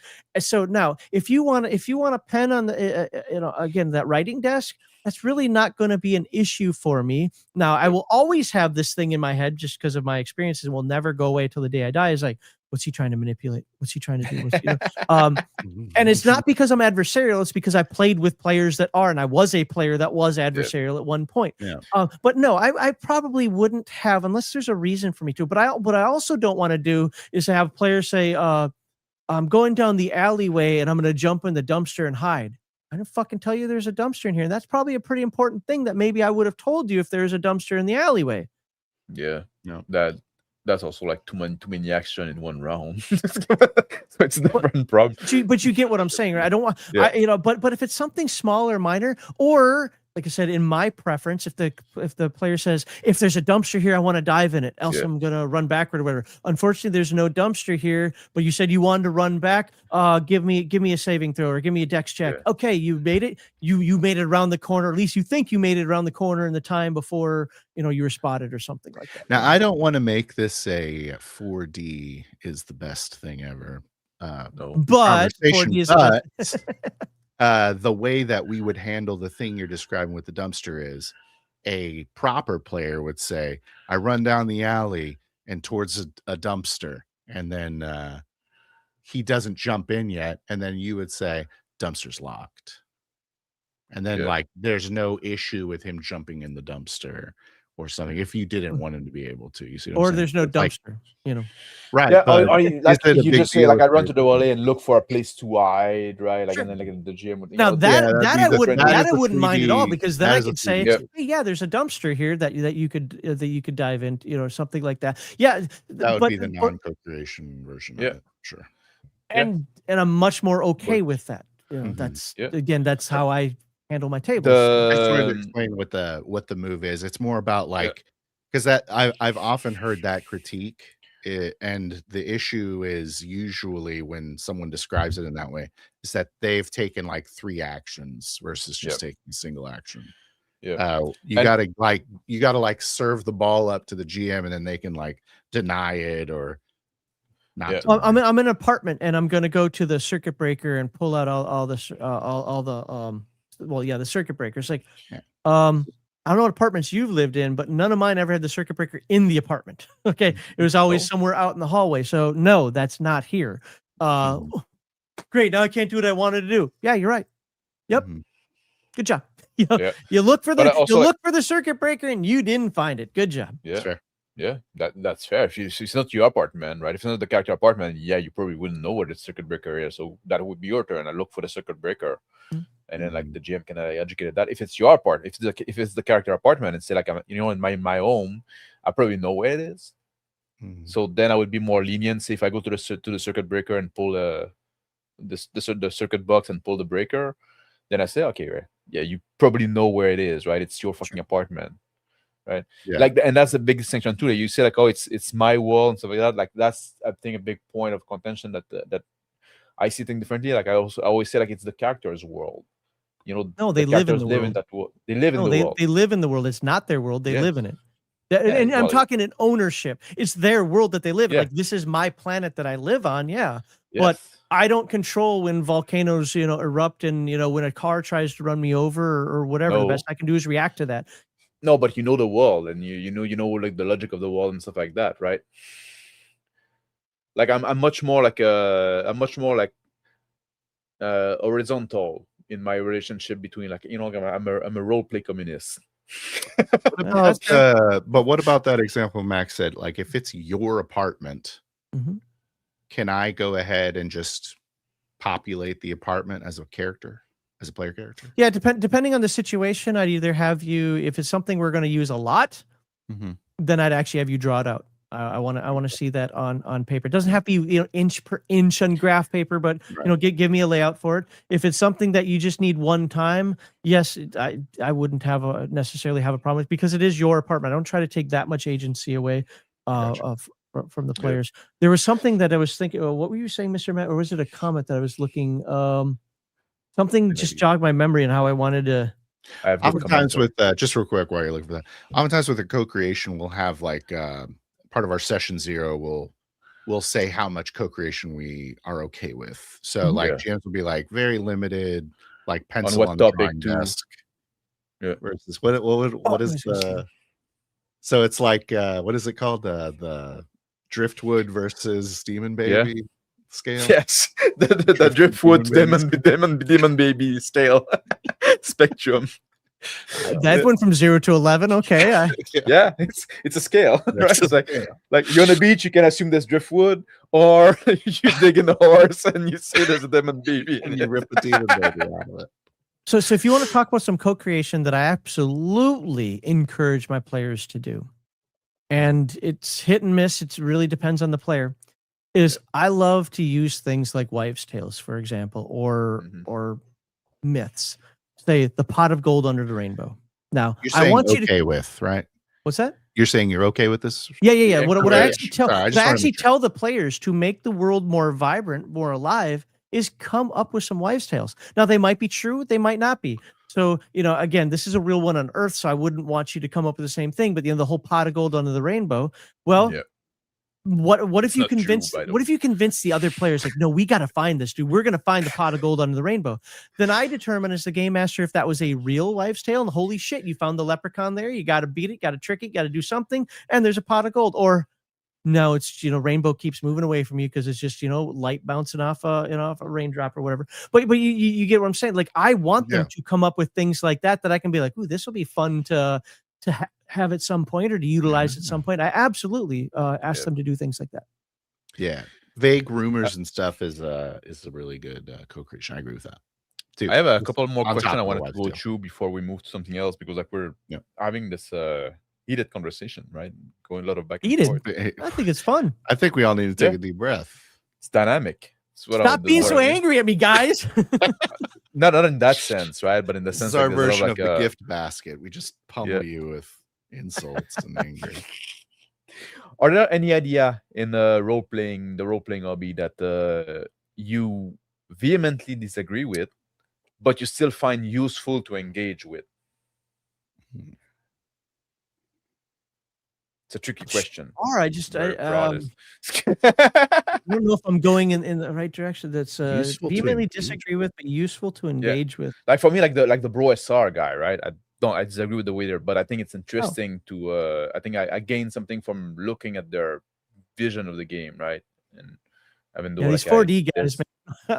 No, honestly, I mean, probably if you anything that's not the way I do it. That would fall into that category. One of them that I harp on quite a bit, and I think Phil mentioned it earlier, is this whole thing, like, and it's more about the presentation of it, not the concept of it, but the whole zero prep thing. I don't believe in it. I don't believe that it's even real. I don't think it can be done unless you're just doing an improv session. I mean that in all seriousness. There's prep somewhere. Even the people who say the zero prep really come back and say, okay, it's low prep. All right. And we're gonna invite you to a UNPC. What's that? We're gonna invite you to a UNPC. Okay, but if it turns into an improv session, which is what it's going to turn into, I don't know that you're wrong. What's the difference between improv and no prep role playing? What do you think, Max? I guess rules. Are you asking me? Yeah. Mr. Max, excuse me. Yeah, you have rules. Yeah. And you're trying to portray a character. The big difference with the improv is you're trying to serve a story or an audience, depending what you're doing.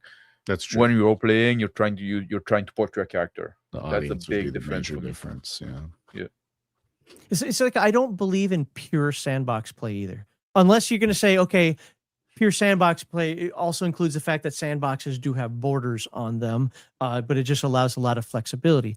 Then I would agree with it. But this whole thing where it's like, and I'm being intentionally hyperbolic when I say this, like, okay, you guys made your characters. What are you doing? Yeah. And I've just found that too many people, one person wants to go, fuck the barmaid. Another person wants to go avenge his family. And the other ones are like, I guess we're going to go to the quest board. Yeah. What quest board?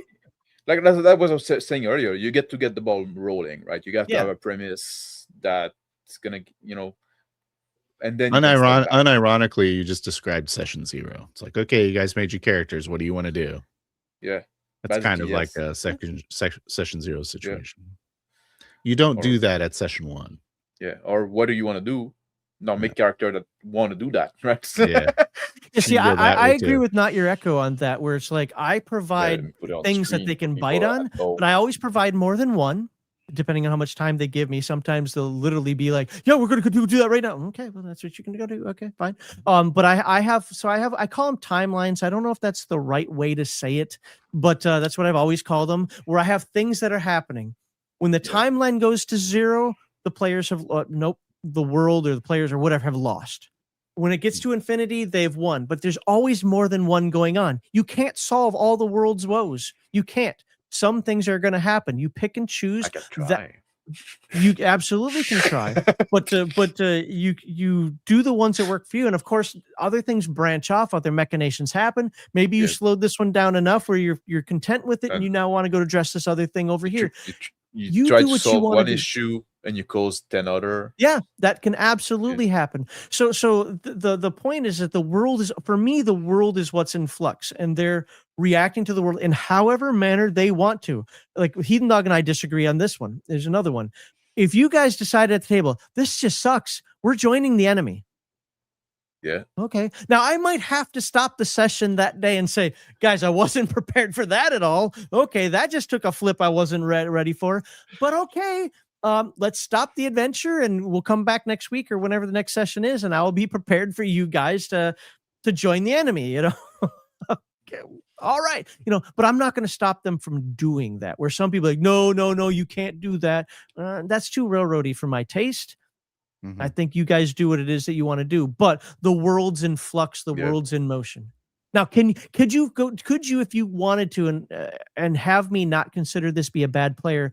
Well, we want to do this other thing. I know you got, these little nuggets that we're biting on, but we want to do this other thing. Generally speaking, as long as it isn't some sort of intentional meme, I will probably be okay with it. If it's in character, right? If it's like character motivated, then that's fair game to me. I go one step further. If it's group motivated, because why are you playing the game if you're trying to be your own individual and not with the others? We love having in-group conflict. Yeah, I know you guys do, and that's the thing. I absolutely 100% squash at my table now. I've had too much of that crap in the past. I don't want to deal with that shit. You either get along or get the fuck out.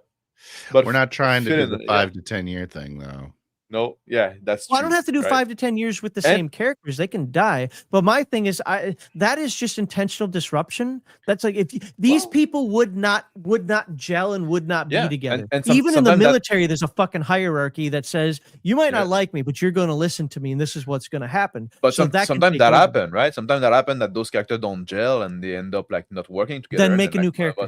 Exactly. That's something would happen, but it's resolved at the table because, like you said, you say like it disrupt the game, but I say it's also part of the game. No, it's an interesting aspect of the game. I am a firm believer in characters growing. And like, I hate you because, you know, you're this, or, you know, I can't believe you did this one thing. We can never be friends. But then finding out, like, you know what, he did that thing, or he is an elf, or whatever happens to be that you want to hate, and you grow. No, I'm totally for that. Yeah. What I'm not for is an antagonistic character who's like, all right, this is what I'm gonna do. I'm gonna steal from the wizard. I'm gonna plan it on the paladin. But this will be so much fun. The problem with those characters is like often they're not character motivated, right? You're not playing a real person. Right. You know, you're playing a meme, you're playing a gimmick and stuff like that. You're trying to be you're a disruptive player. If players want to fight because you killed the goblins, and I think that killing goblins just because they're baby goblins is illegal or is immoral and so on and so forth, and we're going to have it out right now, that is not an issue. In fact, I love that kind of stuff.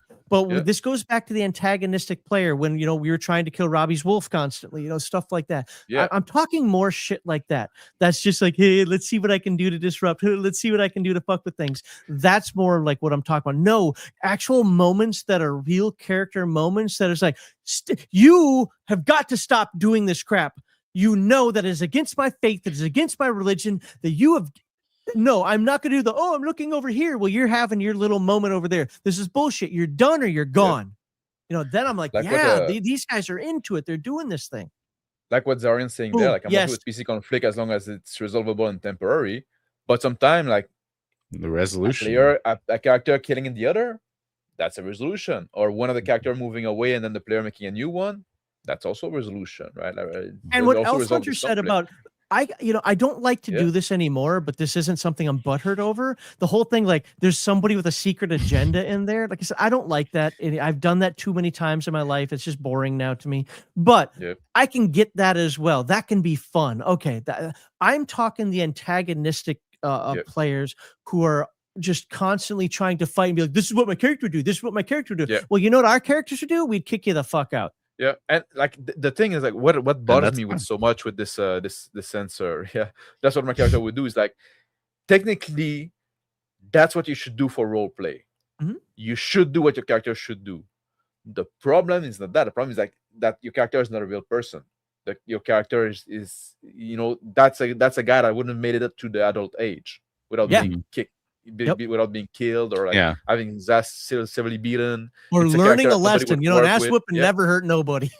Yeah, exactly, right? So that's the problem, because like, yes, I want my player to do what the character would do, but the character should be a reasonable person or people. But what happens in a lot of groups, though, is that like, well, that's the character he made, and, you know, we don't want Jim to not show up anymore or whatever because he really loves this character. I don't have that compulsion. I'm like, no, Jim, we're going to have a conversation. You're either going to tone it down, you're going to find a way to make it more, ingratiate yourself to the group, or I can't have you here because all they want to do is kill you, or all you're doing is disrupting everything. When you disrupt something the wrong way, the vampire eats you. Like, you know, this whole thing, well, if that happens, that happens. No, that means you're intentionally, nobody wants to go out there and get eaten by a vampire or by a ghoul or whatever. Well, once again, your players are terrible. Oh, it's like sushi. Yeah. All right. My players have actually been generally good. This has been my experience more as a player. Well, maybe it's time to open up the rules a little bit, Max. Maybe allow the conflict back in a little bit. Yeah. No, like I said, I would allow. Jim has been, or Bill or whatever has left the building. Maybe we can start playing again. Yeah. You know, you have to yield your trauma. If Jim would be okay with other characters stabbing him in the heart and then making a new character, I would probably let that happen. But you know what happens is, here's an example. Here's actually an example. I was a player in a Palladium fantasy game. I was playing a dark priest, and this dude was playing a paladin. His character died. Yeah. So I brought his stupid ass back as one of my zombies. He flipped a fucking gas because he's like, "Don't do it. Don't you bring my character back." And I'm like, "You're dead. You're a tool." And that zombie's a fucking tool from or whatever it was, you know. And he is 30 years later still angry at me over this. He's like, I told you not to do that. Like ironically angry? No. His next character, he decided to make an assassin. Yeah, that's dumb. And guess who his target was? Not because the game master said it. Was it the zombie? I wish it was a zombie. That would have been at least hilarious. No, it was me. I figured, Like I think that's why like Phil and I can lean into this like in character conflict, in group conflict, because like we can make the distinction. I'm not gonna get mad, right? Like if it wasn't justified in character and stuff like that, then we get close sometimes. We both enjoy it. Yeah, we would enjoy it because there's so much I like confrontation. I like the racelands of the group, or the how the Legolas and Gimli had that that kind of friendly competitiveness from the race. I absolutely love stuff like that. But like I said, like just using that Palladium fantasy example, you get the player that all of a sudden, okay, now he brings an assassin who actually had a real target from the game master, because the game master told me, no, you were not his target, but just wanted to take it out on me because I did something he didn't like as a player, which is totally in character for my character. And we needed it. Very mature. Yeah, right. But that's what I'm talking. That's why, as a game master, I'm just like, you know what? Stop it. Like, just make a character that's going to integrate with the group. And if you've got some idiosyncrasy, that's fine. Just don't make it something that you intentionally, they're going to have to save me one day for this. Like, yeah, you have to meet and be next to each other at some point, right? Yeah. It's not like, all right, let's go, team of friends. That's why it's like kind of nice to have them all meet in session one. So it's like, are they going to get together? So I like what Free League does, and this is one of the things I'm going to do in my Pigs in Space game, is they're going to have a relationship. So what is your relationship? Now, what I love about it is your relationship could be, I don't know this sumbitch, and I need to get to know him better. That it could be as simple as that. I absolutely love the relation with like Forbidden Lands and the other ones where they have that relationship aspect in there, because it gives you something to role play towards. Have you seen that during a new? I didn't put in the Kickstarter thing. I should have, because you're here. But they're doing a new like Year Zero. Did I freeze? Game? No. Yes. Can you see yours? Not for me. He's frozen now. I saw everybody freeze. You're not frozen now. I still have audio for you. Yeah. That's weird. I have no network issues that hit, but yeah, everybody froze. So I'm guessing it was on my end. Oh. But they're doing like a new Year Zero engine game, sci-fi game called. Yeah, I was mentioning that at the beginning of the stream. The artwork has me so turned off on that one that I might. I might get it. That's why I didn't include it in the Kickstarter thing. Is Paizo's art all bad, or I've never really been a Paizo guy? Well, that wasn't this is Free League. Yeah. Yeah. Oh, I'm sorry. No, Free League's art is actually usually pretty well done for its setting. It's evocative of the setting. Like Vaesen, I think, does a good job with his black and white line art. Forbidden Lands also does a really good job with the black and white line art. I think Coriolis has that Arabic feel, does a really good job. Like, I really think that they really do well with the art. Coriolis is awesome. Yeah. So So if you know that, I think they're generally good, which is why it's a turnoff for me for this, because I don't want to play baby's first sci-fi game. Is it like is it Free League doing it, or just like somebody using the Year Zero engine? I don't know. I don't think it's Free League doing this one. I think it's Indie. Either way, I love the Year Zero engine. It's one of my favorite systems, but I'm not interested. I might get it later on, but I'm certainly not going to back it on the Kickstarter. All right. What is it? It's just a sci-fi game. Yeah. No, but okay. I thought you meant it's more of a generic, instead of Coriolis having like the horizons, or if you're doing the new one now where they're the kind of exploration, or the alien, you're in the alien universe, so to speak. This is more generic. Yeah, I think it's called like what, Starcracker? Is it? Yeah, something like something. Something. As hosting GMI, change how you think about role-playing game, or about the people that play them. The biggest thing, like I said before, is just how diverse it really is. All right. And we were talking about before about like Dogmatic, how funny it is how dogmatic almost everybody is about how they play, even the ones that like to say, no, I'm very open-minded. No, because when you talk, you're just as dogmatic, in one way, shape, or form, or the other. And I think that's okay. Kevin Simbita likes to say that role-playing is personal, and that's probably the best. Starbreakers, that sounds right. Yeah, that's and I think that's the best way to describe it. That's probably the best way I've ever heard anybody describe it. And I love that comment, is role-playing is personal. So we're going to take it as our, dogma or religion, so to speak. So I think that it's important. I think it's important to be curious. If you're just like totally incurious when someone else is telling you their ideas, then that's not good. I think that's the bad side of it.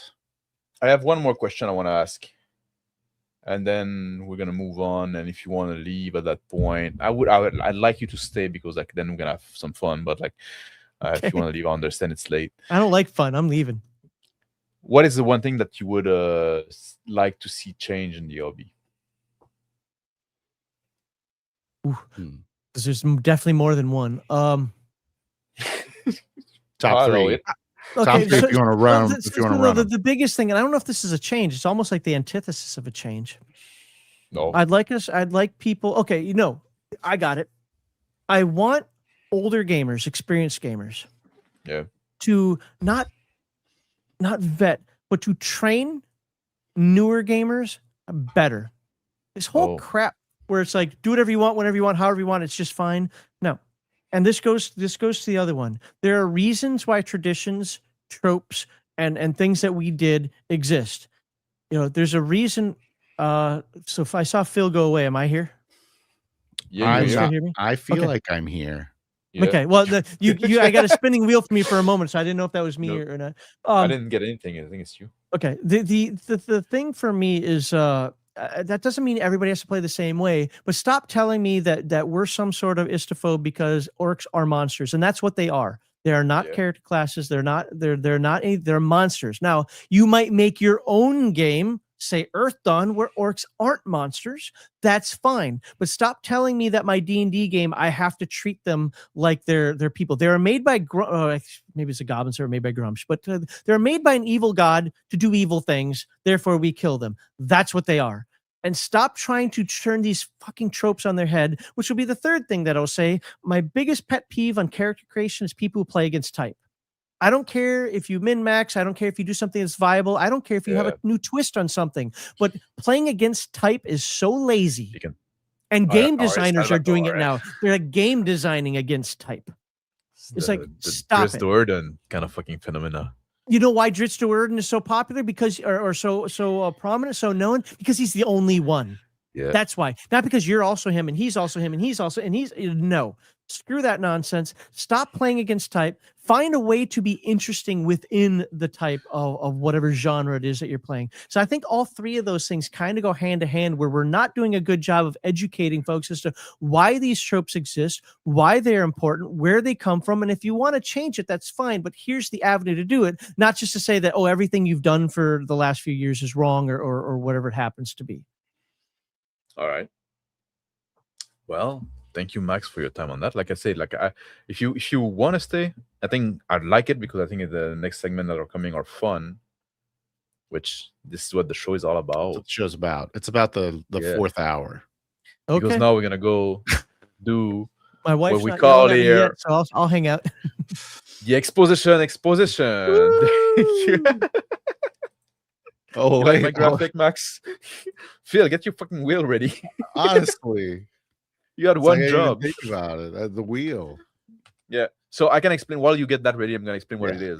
For people at home not watching, we have to have this creative moment in the show we call the exposition, where we spin some wheels and we're gonna create together something that we can try to make new. And the something is going to be defined by one wheel. So it can be an NPC, it can be a premise, it can be a setting, it can be what's the word? Like a MacGuffin. It can be something like that. And then we're going to spin another wheel twice to get some flavor that we have to put it, right? Is it going to be horror? Is it going to be fantasy? Is it going to be modern, sci-fi, Western, right? And so we get two flavors that we have to mix together. So we tried with that, like, to create something that is that has never been seen before. I know. Yeah, and usually with what are we doing, guys? Yeah, quick look all the tabs. Good looking at my tabs. I'm looking at your tabs, Phil. Stop it. Oh, you really wanted to stop. You haven't stopped sharing. Yeah. Don't think it that way. What's the? Whenever you're ready. Wait, is this co-creation? I'm out.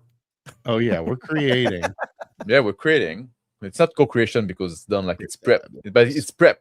We're prepping something. But then we have like those ideas, and if people want to use them at home, they can, right? All right, let's spin that wheel. Spinning. We never got faction, did we? One day we'll get faction. Oh, a PC. All right. A player character. Woo. Yeah, it's clapping. All right. And this player character is in this type of themes. Yeah. I'm gonna get Gonzo for once. For once. Surprise drifts. Oof. Oof. It's a surprise rifts game, Max. Yeah. So it knew I was here? Must have. Oh, wait, I don't do riffs. Time traveling. Oh, Lord. The worst trope ever. So, all right. So that's what's going on now. We have to make a character for a time traveling game with surprise rift. Or whatever that means. Well, we usually give Max the first crack at it. Yeah. Time traveling. Oh, we need to say surprise riffs. What does that mean for? So, like, you're playing a time traveling game. Yep, got that. And then surprise, it's actually a rifts game. There's a rift. Oh, so you're actually talking real riffs? Okay, I wasn't sure. Yeah. No, every game can be a surprise rifts game. Yeah. So I mean, that just happens. So I mean, that there's nothing unique about that. Okay. So a PC who's a time here we go. I got it. So Lord Simultaneous has an apprentice, and that is you. Okay. That is the PC. The you is going to be the PC in this case. Yeah. So we're going to make a time traveler out of transdimensional TMNT. That one of his spells goes awry, and he gets rifted into rifts. And now he bebops around there with his time travel spells. That's the overview of it. So there is time travel spells in Teenage Mutant Ninja Turtles. I remember watching you do the video on that. Actually, they're like they're kind of crazy. If I remember. Yeah. And I hate the name Lord Simultaneous. I always have, but I guess it's legit. So it's kind of a badass name, actually. I kind of like it a lot. I don't like things like that are on the nose. It's like Lucas naming, all his Darth, evil. Was it Futurama had choose their own name, right? That. Yeah. What's that? They choose their own name, no? The Darth. I'm Darth Evilist. Yeah. Oh, I guess you're Sidious. No, I'm Darth Sidious. Oh.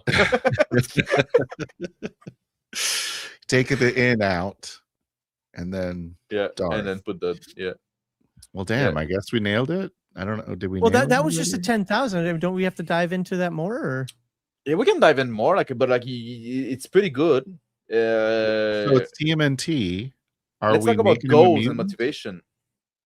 Well, so if I remember correctly, and when I did my transdimensional, I never allowed magic, so I can't remember. I think you can be a mutant. Yeah, you can be a mutant. Never mind, you can be a mutant.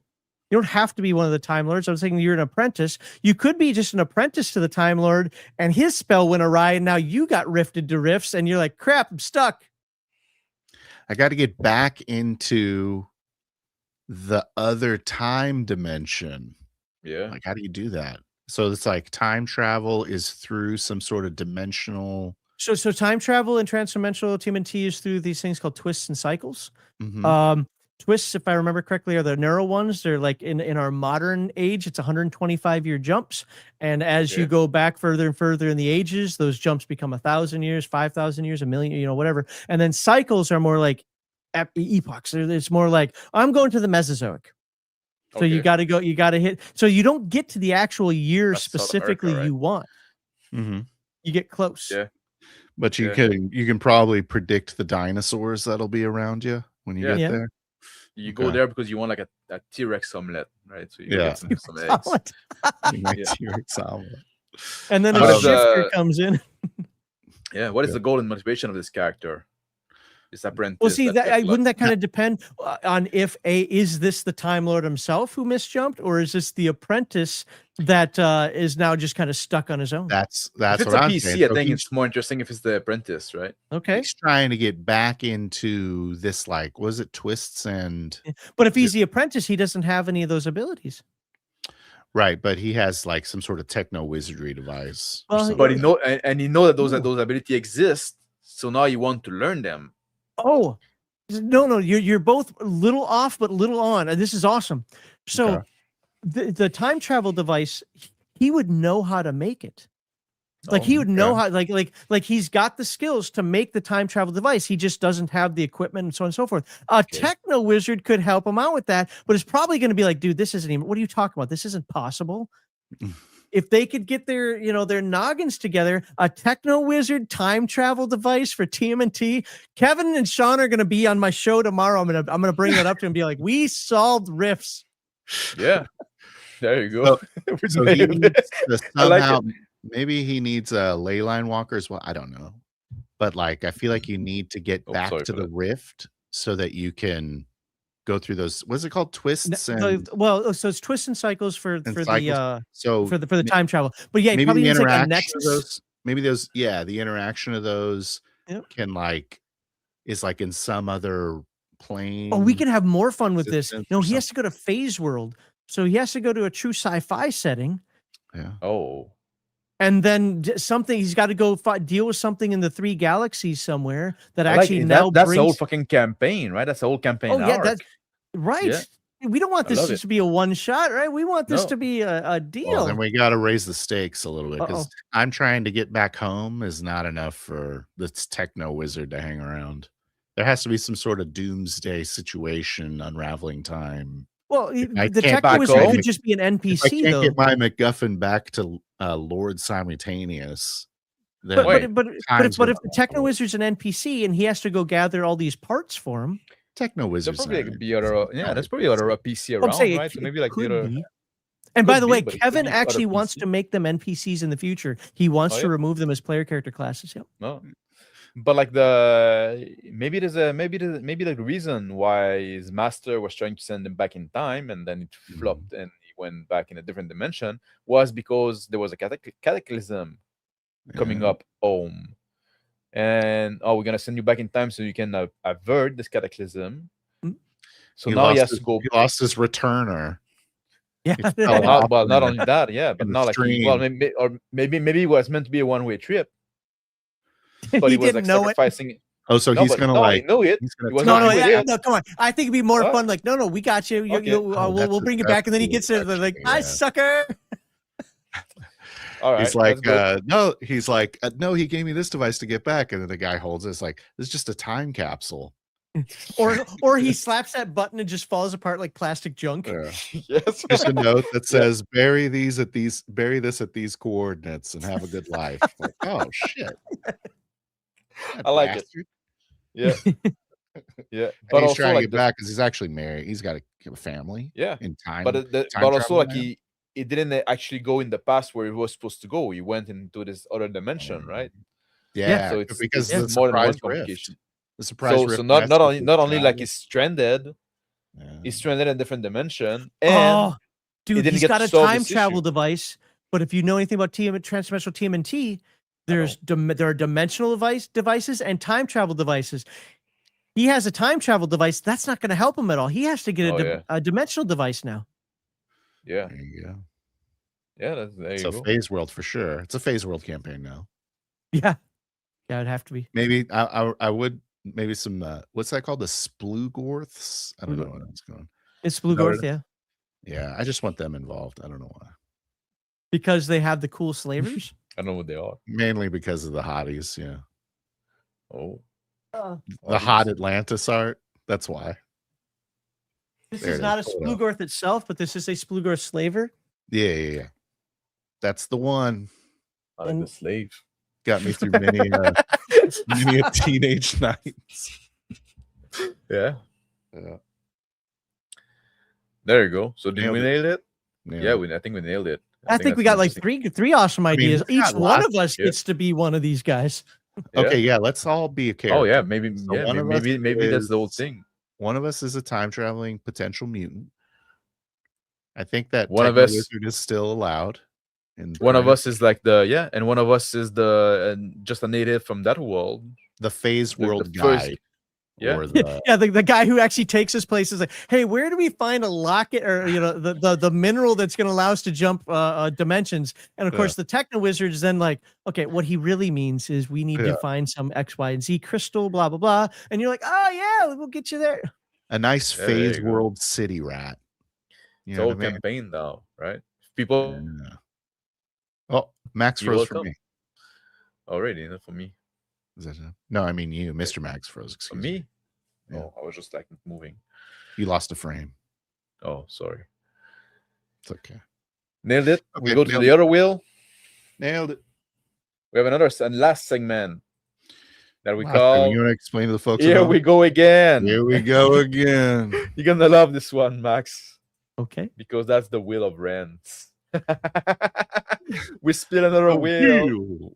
You know, like in RPG 2, right? People always go back to the same topic over and over again, right? Like the season, and then so we put all those topics on a wheel, and I'm so glad we're going to talk about it. Roll it.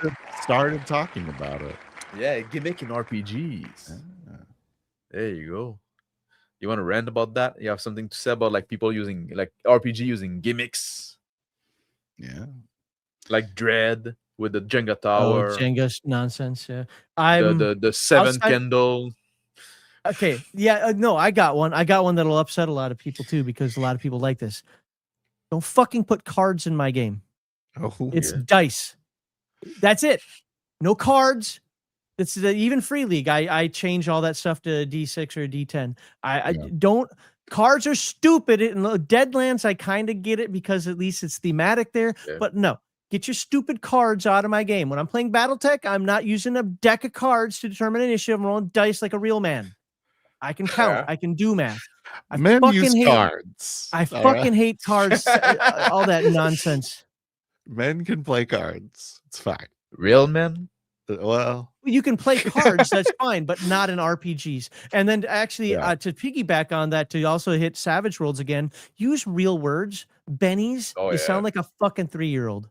I also hate bennies. Yeah, I hate bennies as well. The term. Yeah. I think cards can have their place, right? Like for initiative, if you have you pick one card per player and then you shuffle them and give it it has to ensure that nobody's gonna go in the same time. If you roll dice and 2 people roll a 6, well then who's going then first? You both go at the same time? That can happen. Right? That's weird how 2 people can actually somehow go at the same time. It is weird. No, but I said a card can have. I think they often misuse. I think they can have a place, but when you start like bringing like board game mechanics and shit like that, right? Like, we're gonna do like bag drawing for stuff like. I'm trying, you're talking like for initiative where they reach in the bag and they pull. Yes. Oh yeah. No. Yeah. Like Gloomhaven. Yeah. I'm trying to do something else. I'm trying to be in the mindset of my character. When you make me interact with toys, basically, right?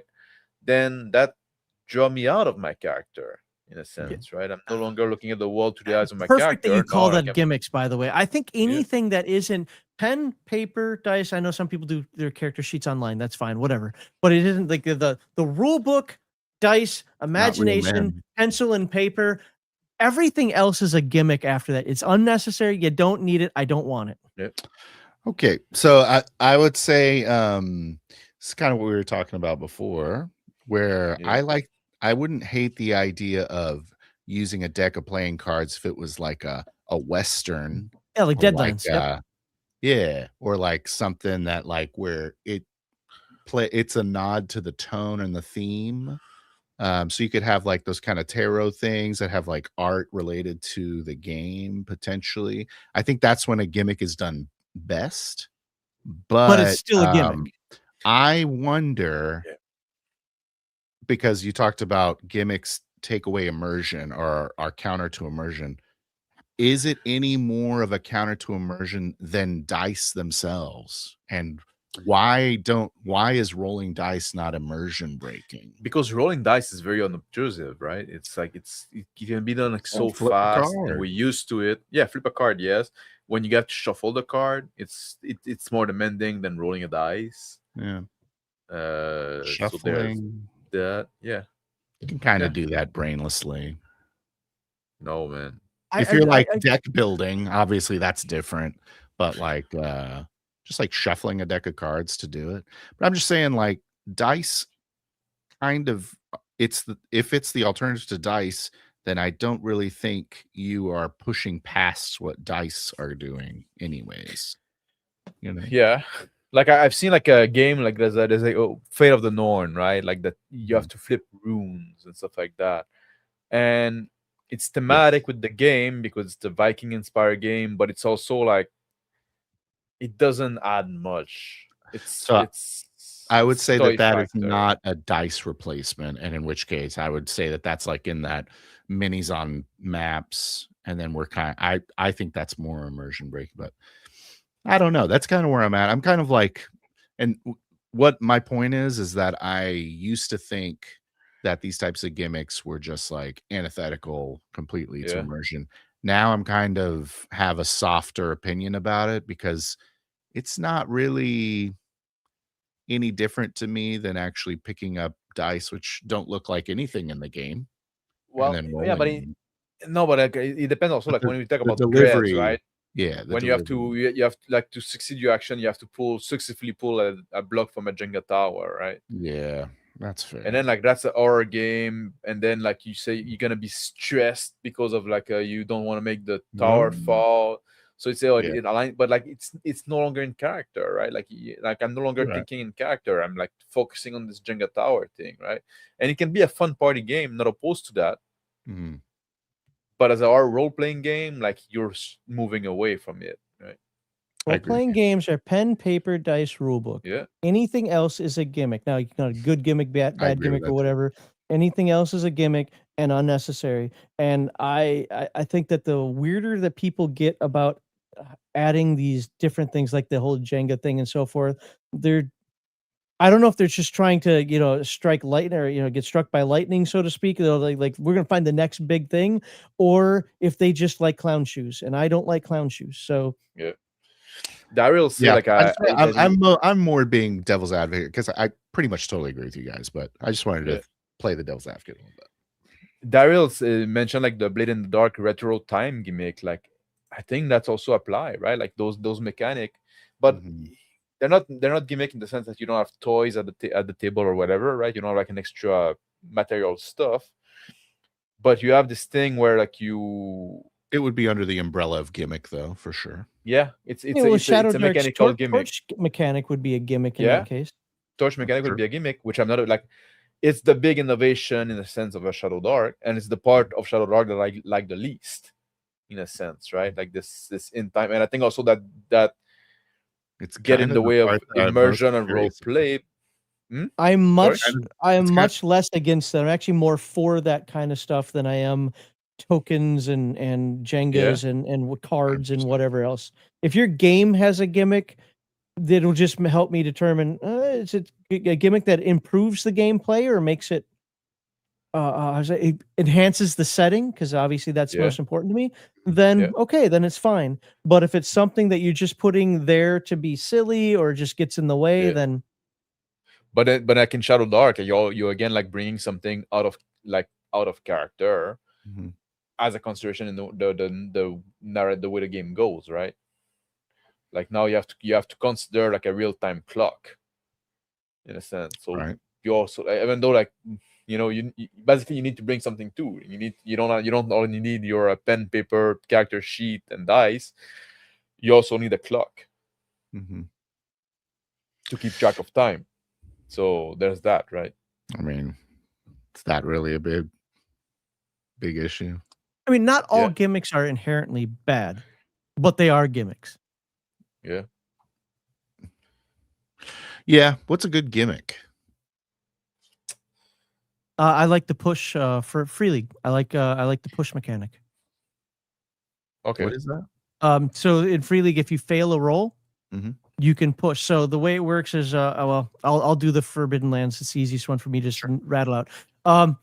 If you roll, so you have base dice, which are your attributes. You have a skill dice, and you have gear dice. So if you have a good sword or whatever, right? Yeah. So if you roll, let's just for the sake of argument, you roll all ones. Doesn't matter. Nobody cares. You just failed.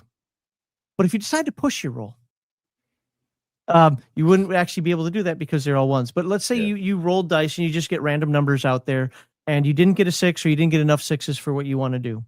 You roll them again. Now, you don't roll your 6s because those are already successes. You also don't roll your 1s because now those will come back to hurt you. It's only when you push your roll that those 1s will come back to harm you. Either you break, your sword takes damage, or you take attribute damage because you strained yourself or whatever. I like that because it gives you a second opportunity, but it's not a stupid like hero point or some other nonsense like that I can't stand. That's almost just system, yeah. Because it's just like a rolling system. But it is still like a gimmick. Push your luck. Yeah, I mean, but it is beyond. Hey, roll, succeed, fail, move on. There's a gimmick to it that you can do. I mean, I would consider the momentum mechanic from like Modiphius to be a gimmick as well. I mean, it's not necessarily good, bad. Otherwise, I don't really like it. But I'm saying, so things like that to me are gimmicky because that's what sets them apart from somebody else and add some sort of flavor in there. Okay, I like in that sense. I can see like there could be like if you consider those as gimmick, yes, there's good gimmick. I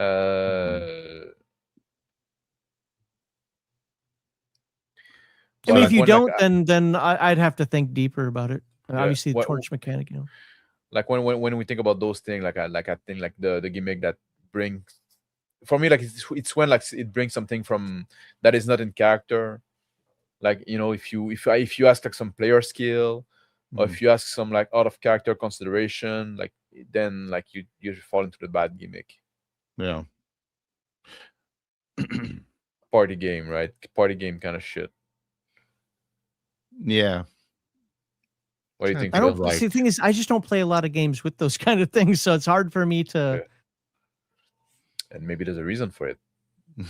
Yeah, I think it's all unnecessary nonsense that gets added to a game either to sell more product or to show, look, mine's actually different than that one over there. I mean, that you want different, don't you? No, well, I want different, but I want it within. So I'm almost like this with everything. I want different, but within the construct. So a tabletop role-playing game is pen, paper, book, dice, imagination.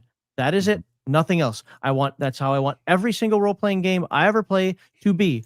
With that said, now there's sci-fi, there's horror, there's a bunch of different systems and mechanics and settings and worlds that you can do within that. Going back to the Earthdawn thing that we were talking about a long time ago, or my game, because it does the same thing. One of the things I loved about Earthdawn that I just gravitated to instantly when it came out was the fact that in order to be a discipline, in order to get the power behind your abilities, you had to think a certain way. You had to have a specific worldview. And when you talk to people, oh my God, it's taken away my agency. Everything's cookie cutter. That's just your lack of imagination. If you can't see how one sword master can be different from another sword master, that's lack of imagination on your part. I actually love that because it allows me to say, okay, I know what I am, but I can do this my way. Oh, you see, that's an interesting question like that. Like I'm a bit of a Pendragon. And the reason I'm a big advocate for Pendragon is because like everybody's gonna play a male human knight. They make it less true now with the 6th edition, which I think is a mistake. But like, and for me, it's always been like, well, that forced you to find something interesting in your character, right? That's not gonna be his race or his class or race or class combo, right? So it's personality basically. But in a sense, you could also say like that's a gimmick. That's a gimmick of the game that everybody is a human knight. Yeah. A human knight, right? And I think that'd be a good gimmick. I mean, I think that the push mechanic kind of falls into your framework. So I guess that was your point. If the gimmick falls within the framework, then you're okay with it. Is that kind of what your point is, Max? Me, Max? Yeah. So I mean, Elf Hunter said something. Just give me a skill list and % chance to do each thing. Like I'm the type of person I like skill based games. I like I like class-based games. I think hybrids, there's only one successful one. The rest of them suck. But I like, but what I've run into in skill-based games is that's when people do the most of the min-maxing. They got to get the perfect skills and perfect synergies. Sure. And so you basically create a class then anyway. I see it all the time in Call of Cthulhu or even, BRP. Even though I love the system, I played back in the day, I played Stormbringer. And it was people like, okay, how can I get these skills to perfectly synergize? Or how can I get the best out of everything here? So you basically just made a class. You just didn't call it a class. I'm not saying everybody does that, but that's just been my experience is how people do it. And all of a sudden people start looking at your character, say, oh, dude, why did you take that skill? It doesn't do blah, blah, blah, blah, blah. And why'd you? Well, if you want me to play a class, then let's play a class-based game. Those are annoying player though. Yeah, they are. There's also you need to get rid of these players, Max. Yeah. So, no, that's why I like being a game master, because then I am the authority over this. Anyway, I think there's an interesting conversation about those gimmick role playing game. Yeah, I think defining gimmick is probably a big part of it. But anything that is like a physical kind of toy and stuff, I think we agree. Yeah, I think we agree on that. And then if we are a bit more generous with the definition of a gimmick, well then some of them are good, some of them are you're just trying to. I think a lot of the ones that we ended up describing ended up just being like the system. And so it's like but when you tack something on a system, doesn't that become gimmicky? Sure. And I'm not saying it's not called a gimmick, but just like you said, gimmicks aren't all bad. Gimmicks aren't. Right. Yeah. All right. Well, I think we can wrap it up now, right? All right. Hey, I got one more question. I got one quick question for you, MaxLiao. Uh-oh. Did you have fun?